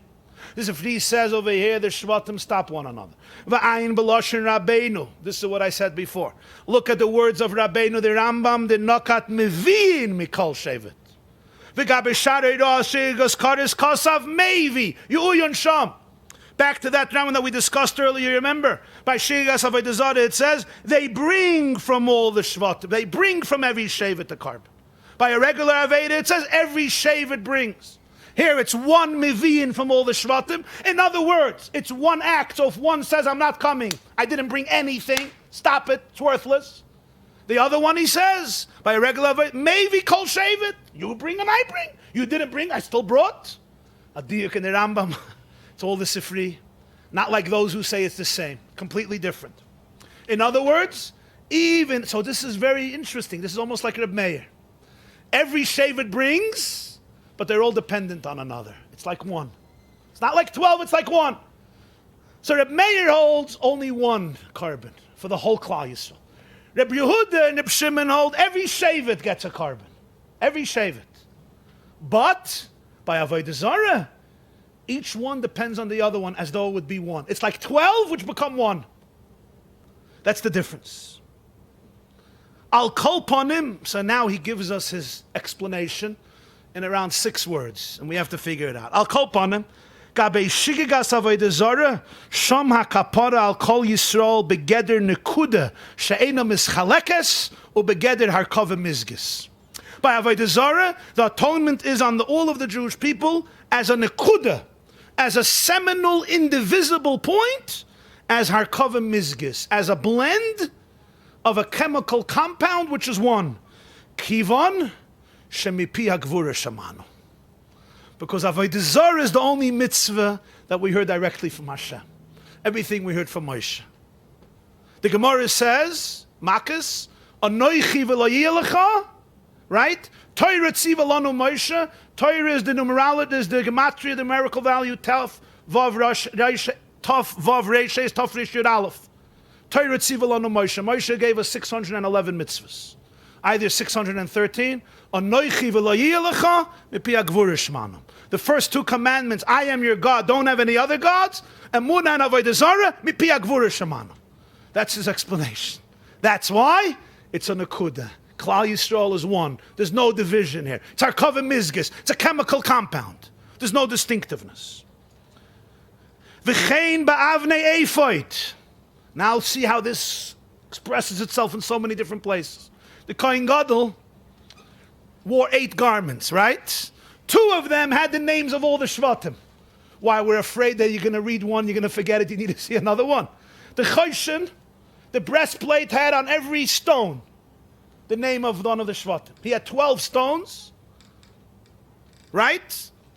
The Arba Turim, the 4 lines of the Choshen and Parshas Tetzaveh, and each one had the name of a Shevet with its color. But then on the ephod, which was the apron, he had 2 straps coming down, and there he had 1 rock here, 1 rock there, and he had all the names of the Shvatim. So the Rogatchover says, what's the difference? Choshen is Harkava Shchenes. Ephod is Harkava Mizgis, meaning, Avnei Ephod mechaprim al avodah zarah k'mavur b'zvachim. The Gemara in Zvachim Peiches says that the stones of the ephod atoned for avodah zarah. So Saita Lamed Vav, by the ephod, all the Shvatim are mixed in. Because when it comes to avodah zarah, there's complete oneness. Mipi hagvura shamanu. Just like by the par helam davar for avodah zarah, all the Shvatim are ma'akev one another. So the Avnei ephod here, they're all mixed in one. By the Choshen, every Shevet is separate. Kol, it has its own kol, Harkava Shchenes. Aval Kabei Chatos kol, the other Chatos that the kol brings for a regular Aveda, kol Sharchei Avi Krisis, have a kol Shevet Nifred, Dak Begeder Harkava Shchenes. Every Shevet is separate. They're connected to each other like neighbors. We're good neighbors. Good fences, good neighbors make. We're all individuals. The Shvatim are like a family. It's a kol. They come along together as Harkava Shchenes. When it comes to avodah zarah, Klal Yisrael's Harkava Mizgis.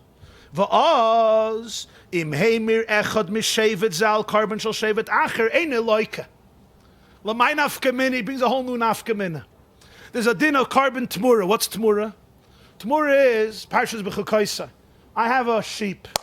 I dedicate my sheep as a carbon, and then I say, you know what? This sheep I have B'Yerusha for my Elta Baba from Farde Krieg. I don't want to give it up. I'll take another sheep, maybe even a nicer sheep. Lo Yamir, you're not allowed to do it. You're not allowed to exchange one carbon. They're both carbonas. You have to bring them both as carbonas. That's the din of Tmura. I cannot do Tmura on your carbon. I could do Tmura, I take your sheep, I say I want to exchange it on that. Now you have to bring 2. You don't have to. It's my problem. I can't take your watch and give it to the Beis HaMikdash. Doesn't work that way. Carbon HaShutfin. What if we're partners? So it's interesting. I can't make it a din Tmura, but it's an Aveira. I'm not allowed to make it Tmura. I get Malkus because I have ownership over it, because it's a partnership carbon. So the Rogatchover says, here's the question. Im heimer echad mishevet zal carbon shel shevet acher. Think about this. We do avodah zarah by mistake. I'm Shevet Reuven, you're Shevet Shimon. We're both bringing our goats. I take your goat. I take and I exchange one on another. It doesn't work because whenever there's a carbon of many people, you don't have the authority to redefine the other person's animal. But it's an Isser. It's an Isser of Malchus. So he says, what about here in this case? Did you do an Isser? So he says it depends. If it was a regular Aveda, it's Harkava Shchenes. So even though my goat and my bull and your bull are going together, it's 2 separate realities, like 2 families living near each other. So now I take my goat, I exchange it on your goat, it's worthless. I take my house and I exchange it with your house. So it becomes my house, it's ridiculous. It's over, it's nothing. But by Avodah Zarah, he's Mechadish, it's Harkava Mizgis. It's like one. I have part in you, you have part in mine, so therefore there's a din Tmur, there's a din of Malchus, even though it doesn't work because it's a carbon atzib, it's a carbon of a community. Gabe Avodah Zarah, kol hashvatim ikiv behem. Ba'avodah Zarah, all the Shvatim HaMa'akev, there's Shemanim Epi Agvura. This we heard from Hashem. Lo Shayich Chiluk Zman U'Makom. There can't be a division of space or time. There's no division of space by God. There's no division of time. Before, after, east, west, here, there. V'kulam b'skira achas. Gemara in Rosh Hashanah. Everyone is skira. Skira means a scan. Liskar. Everybody, it says, kulam nis, Rosh Hashanah, kulam niskarin b'skira achas. He scans everybody in one scan. And then the Gemara says, Oivrin yachad kibnei morin. They pass by like sheep. Which one is it? Two separate realities. Harkava Shchenis, Harkava Mizgis. There's each one passing, and then there's one scan. It's one reality. There's no difference. It's a chemical compound. It's a water molecule. Even though there's many atoms that make up the water molecule. Ach b'shar helim, as kol shevet b'fnei atzmai. When it comes to another helim dover, every shevet is on its own. V'zeh gam ken aged the Moshe mechitza b'fnei atzmai, Aaron mechitza b'fnei atzmai. Chazal say by Matan Torah, you go up, Aaron goes up. Everyone had their own mechitza because both components are true. There's Moshe mechitza b'fnei atzmai, Aaron mechitza b'fnei atzmai, even in one shevet. And then there's the element of Avodah Zarah of Harkava Mizgis. What does this mean? What does this mean? I'll give an example from another realm completely, and you'll see how it fits in. The Rogatchover has a chiddush, also a chiddush maftia. He says, why by a mikveh can't you make a mikveh of mayim shuvim? It's a strange, interesting thing. You have a mikveh, you want a pool of water, you should be able to go in and become pure. You need rainwater, or natural water, spring water. Mayim shuvin, what's mayim shuvin? Mayim, water that's drawn by human activity. I go to a sink, I fill up a barrel of water, I put it in the mikveh. If the mikveh is made up from that water, it's not good.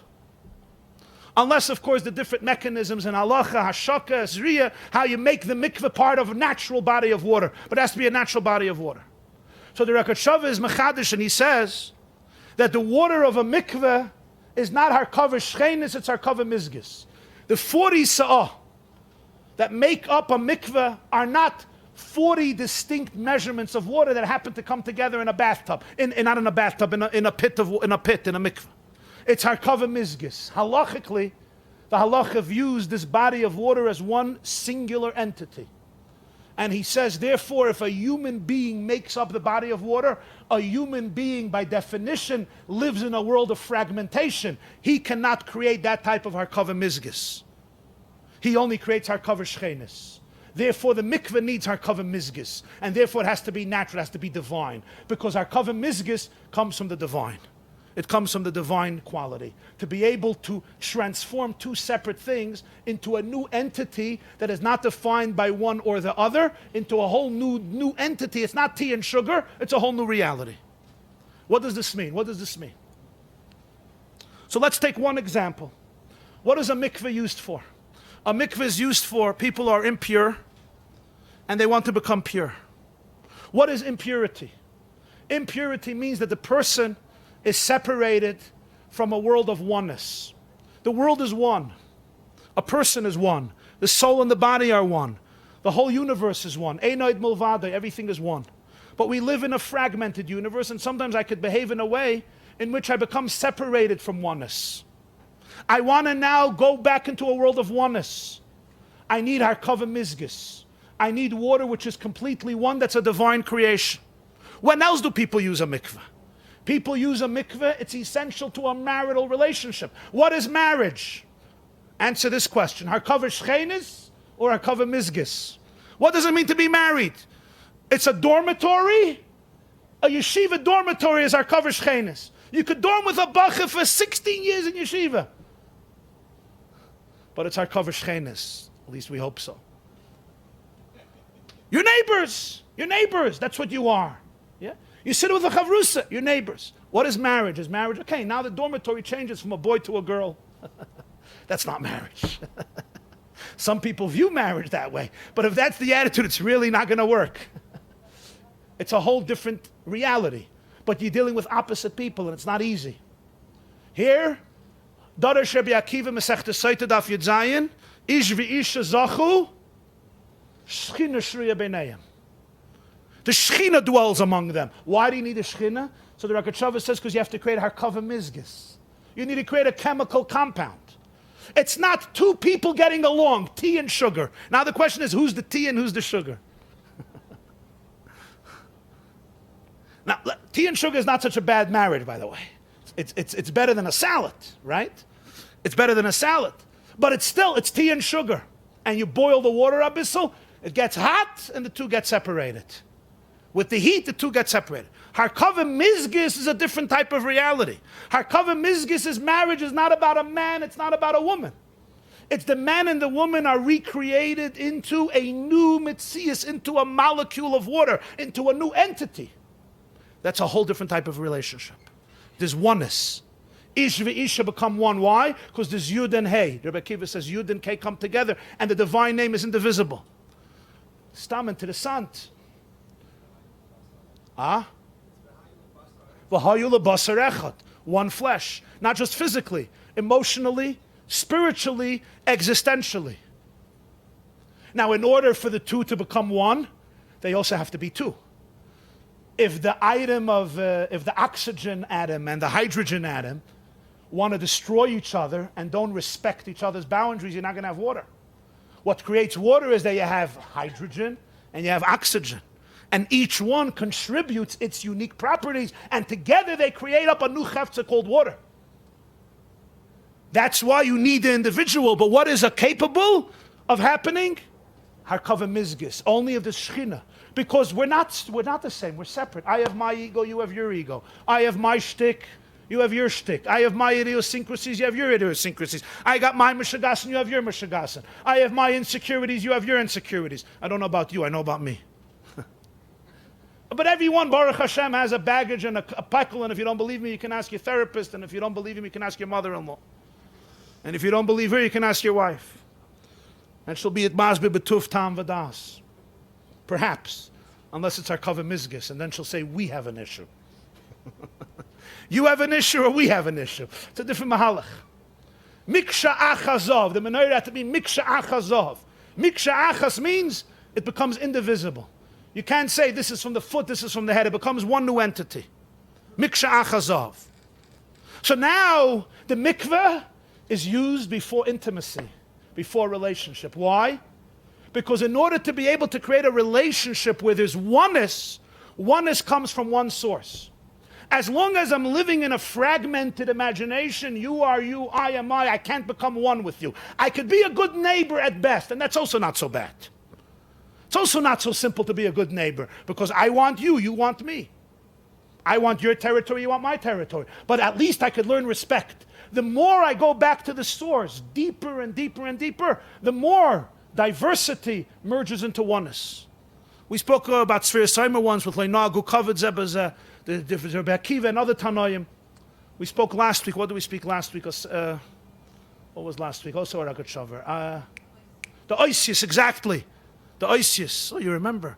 Are they separate or they're cohesive? Similar word. The world is a Rishus Harabim. Everything is separate. It comes from one source. Hashem Echad. Ein Oid Mulvade. There's a oneness. But the more godliness is concealed in the universe, the more we experience a separation. The more I can experience the divine space in every reality, the more I could see the oneness of the universe. The closer I get back to explore the spiritual divine core, the chiyus of Elokus, the godliness of every aspect in the universe, and suddenly the world becomes one. So it graduates from separation to neighbors, to mixtures, to chemical compounds. We move on and on and on. So the Maharal says, the Medrash says the world was created for three things: for Bikurim, and then you go to Truma and Meiser, and then you go to Chala, where there's complete oneness, where the particles are not separate anymore. All the particles become integrated together with the water, and it's an indivisible world. It's Harkava Mizgis. But we live in a fragmented world. So Reb Meir, from the word Oir, Reb Meir is the word Oir, light. The Gemara says in Erev in Yud Gimel that Reb Meir was deeper than everybody. Why is the halacha not like him? Because nobody can understand what he was talking about. Lo yardu chachamim lamed al soiv daitoi. Because by Reb Meir the world was one. Everything was one. The Gemara says, the Medrash says in Bereshis, they looked in the Sefer Torah of Reb Meir. It didn't say kosnus or with an ayin. It said Kosnas Or with an Aleph. Adam and Chava put on tunics of leather. No, tunics of light. What type of Sefer Torah is this? You start changing letters. Reb Meir had a different Sefer Torah. What is this, a new halacha? The pshat is that Reb Meir saw an oir. He had the same oir like everybody else, but he saw an oir. In the oir, what is oir? Oir is cover. Oir is skin. Oir is a cloak. Oir is leather. Oir is a garment, a beged. Reb Meir didn't see the covering. Reb Meir saw the light through. He saw always the light. That's why he could learn from Elisha ben Avuy. The Gemara says, how can he learn from Elisha ben Avuy? Everybody else disregarded Elisha ben Avuy. He was a heretic. What does the Gemara say? Toichai achal uklipasai zarak. He could discard the shell from the inside. It wasn't a problem. He took the inside. So the Maggid says, the Maggid of Mezrich says, 1 second. The Gemara doesn't make sense. What do you do first? You get rid of the shell, or you first take out the inside? First you take off the shell. Yeah, what do you do with a banana or an orange? You first peel the shell, yeah? It says, Toichei achal uklipasei zarak. The pshat is, the reason he could be klipasei zarak is because he right away sees the toich through the klippa. It doesn't disturb, it doesn't block him. He sees the oneness everywhere. Everywhere he sees oneness. That's Reb Meir. So when he looks at the Jewish people, it's an indivisible nation. Oir, he sees the lichtigkeit, nothing blocks, no divisions. Whenever Reb Meir stands up in front of Jews, he sees complete oneness. Indivisible oneness. So when the Torah says, Kahal, who's Kahal? Kahal is Klal Yisrael. Reb Yehuda and Reb Shimon are different madrega. Shimon is from Lashon Shmiya, hearing. It's not Meir, it's not Re'iyah. What's the difference between seeing and hearing? What's the difference between seeing and hearing? When you see something, let's say you go into a house. You see a beautiful dining room, a living room. Which part do you see? You see everything. You see the klal. Then you start analyzing the details. What about when you hear a story? What do you hear? Detail by detail by detail, and then you bring together the pratim into the klal. It's two different experiences of life. In Reb Meir, you see the klal right away, you see oneness. Reb Shimon and Shmiya, no, there's details. And in the details, you then put together the klal. Reb Yehuda is also not Reb Meir. Reb Yehuda comes from the word hoidah, hapam oides Hashem. It's not seeing, it's submission, it's hoidah. Reb Yehuda and Reb Shimon say, we can't experience in halacha the oneness of Klal Yisrael as one. Kol shevet v'shevet ikrika. A shevet represents a tribe, a mahalach. Kriyas Yamsuf, the sea split into 12 tribes. Every soul has its destiny, its derech, its harkaver shchenis. We're neighbors. But there's individuality between one shevet and another shevet. And that's why Kahal is every shevet. Besides one thing, Avodah Zarah. When it comes to the Aveda of Avodah Zarah, this was heard from Klal Yisrael Mipi HaGvura. Whenever the Gvura, whenever the Rebbeinu Shalom himself is revealed in the world, everything is one. There's no separation of time. There's no separation of space. There's no separation of faculties. It's skira achas. It's nekuda she'ena mischalekas. That's the whole world. It's the ultimate string theory of the universe. There's one nekudas ha'achdus, nekudas ha'alakus. In other mitzvahs, we can't breathe that experience. Avodah Zarah, that's what the Jews experienced. Anoichi el noyilecha was mepi HaGvura. So therefore, when they sin in Avodah Zarah, what is affected? What is affected here is the essential nekuda of Klal Yisrael. What has to be fixed? That has to be fixed. So even though they hold that still every shevet has to bring, it's not one, not like Reb Meir, but they're ma'akiv one another. If I don't bring, you also can't bring. In other mitzvahs, I bring, you didn't bring. I'm sorry, it doesn't affect me. The arevin zebazeh is not a chemical compound. It's a different type of mixture. It's harkaver shchenis. Kol Yisrael arevin zebazeh b'avodah zarah is you're one.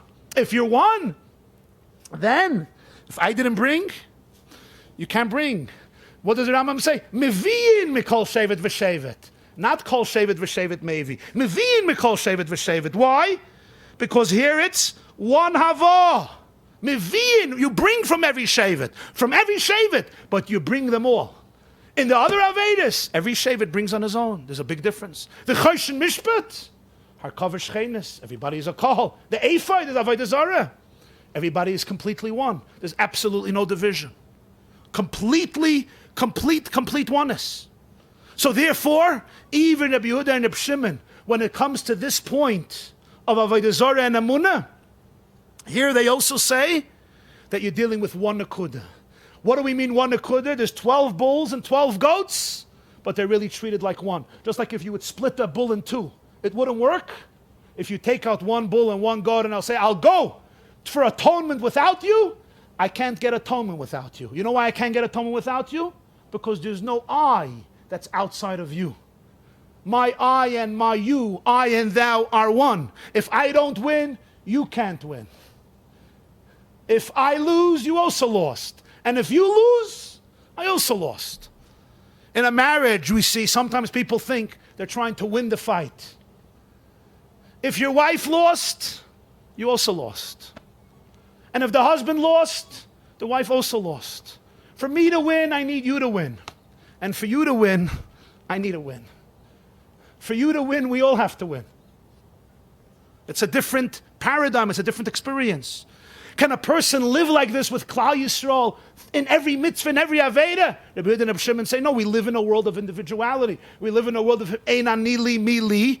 There's my avoided, Moshe mechitza la'atzmai, Aaron mechitza la'atzmai. There's me as an individual. Then there's me as a shevet. My family, my group, my shevet. It has its own derech, its own place in Eretz Yisrael. The place in Eretz Yisrael, the settlement, the territory in Eretz Yisrael was designated based on the soul and the chemistry of that shevet and the particular location in Eretz Yisrael, not just geographically, but spiritually. Every part of Eretz Yisrael has a different energy.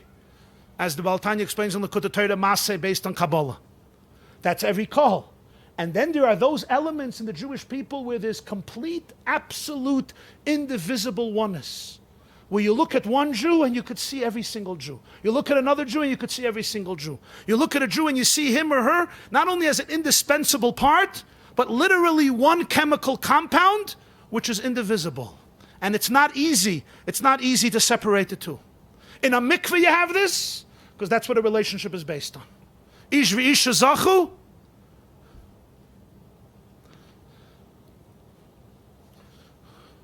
Shechina shruya b'neihem. To the son, Stam the Rosh explains, there's a question of Taisvis and Saita. There's a din that a mincha can be brought through shutfim. A meal grain, a gift from meal grain, has to be brought through an individual or a tzibur, not through partners. So he asks, how can a woman, a Saita, Taisvis say, bring a mincha? L'cha'ira, it's from her husband's property, so it's shutfim. That's Taisvis' question, Saita, I think, Chav Beis. So the Rosh says, because it's Harkava Mizgis, it's not Harkava Shchenis. An Ish and a Ish is Harkava Mizgis, so it's not considered two anymore. It's considered one entity. So it's expressed itself even in halacha, in addition to the Ish v'Isha Zachu Shechina Shroya B'neihem. So therefore, in conclusion,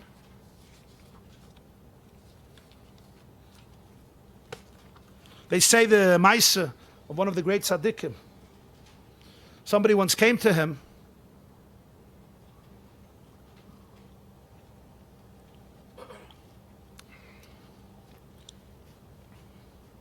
and he was having a fight with somebody else. He was having a machloikas, a fight with somebody. So this tzaddik asked him, what's going on? And he said, no, zwei Yidden sind nicht maskem. The Polish accents, it's zwei Yidden sind nicht maskem, eine mit der andere, größe Gedille. Two Yidden, two Jews are in a fight, big deal. So he says, yes, it's zwei Yidden. It's zwei Yidden. He says, take two Yuds and put them one on top of the other. What is it? What does it represent in the trop? In Taimei HaMikra, one on top of the other? Soif Pasuk. It's the end of a verse. One on top of the other. We call it in English a colon. But in Taimei HaMikra and the trop, it's called Soif Pasuk. It's the end of a Pasuk. They make two dots, one on top of the other. He says, as benemt zwei Yidden, man legt eine neben der andere, one near the other, what do you have? You have Hashem's name. So he says, if you're going to be one on top of the other, it's going to be Soif Pasuk. It's the end of your relationship with Torah. If you put yourself near each other, then you represent Hashem's name. So when we speak about the Jewish people, there's 3 layers of reality, and all layers are very authentic. On one layer, there's Eman Anili Mili. In our world, it's a world of I am I, you are you.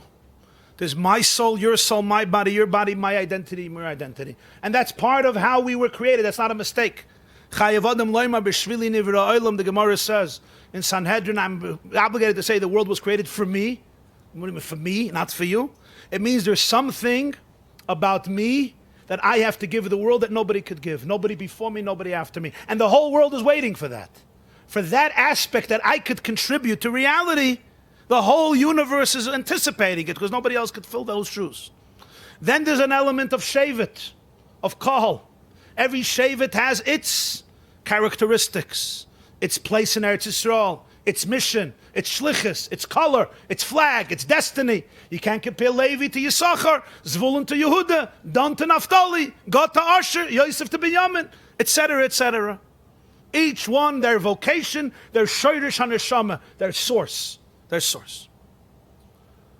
And all the other Jews are Harkav Shchenis, its neighbors. And then you have the deepest layer, as we go deeper and deeper into the core, where you reveal Anoichi v'lo'yelecha mipi agvura shamanim, Zacher v'shamar b'dibur echad. When it comes out from his mouth, it's one. So if it comes from Hashem, if he's revealed in it, there's absolutely no division. What gets revealed is that we're absolute one.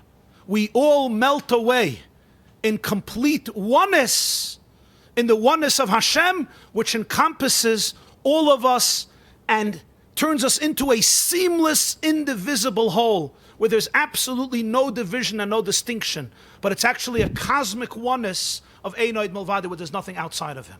And ultimately, the purpose is to integrate all the 3 layers.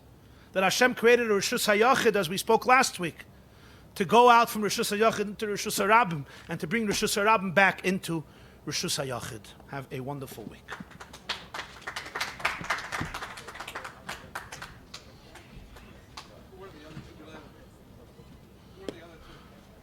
Rabbi Yeshua Tzeitlin.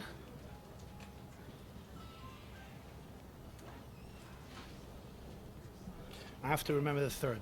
Rabbi Yeshua Tzeitlin. Shkach, just thinking about how come Moshe wasn't included in the second count. Yes. So, is it because Shevet Levi was not included in the faith? Yeah. So what about Aaron? What Shevet was he considered to be part of? Well, I guess Aaron was a Mitzad Kohuna maybe. So Aaron and Nadav and Avihu and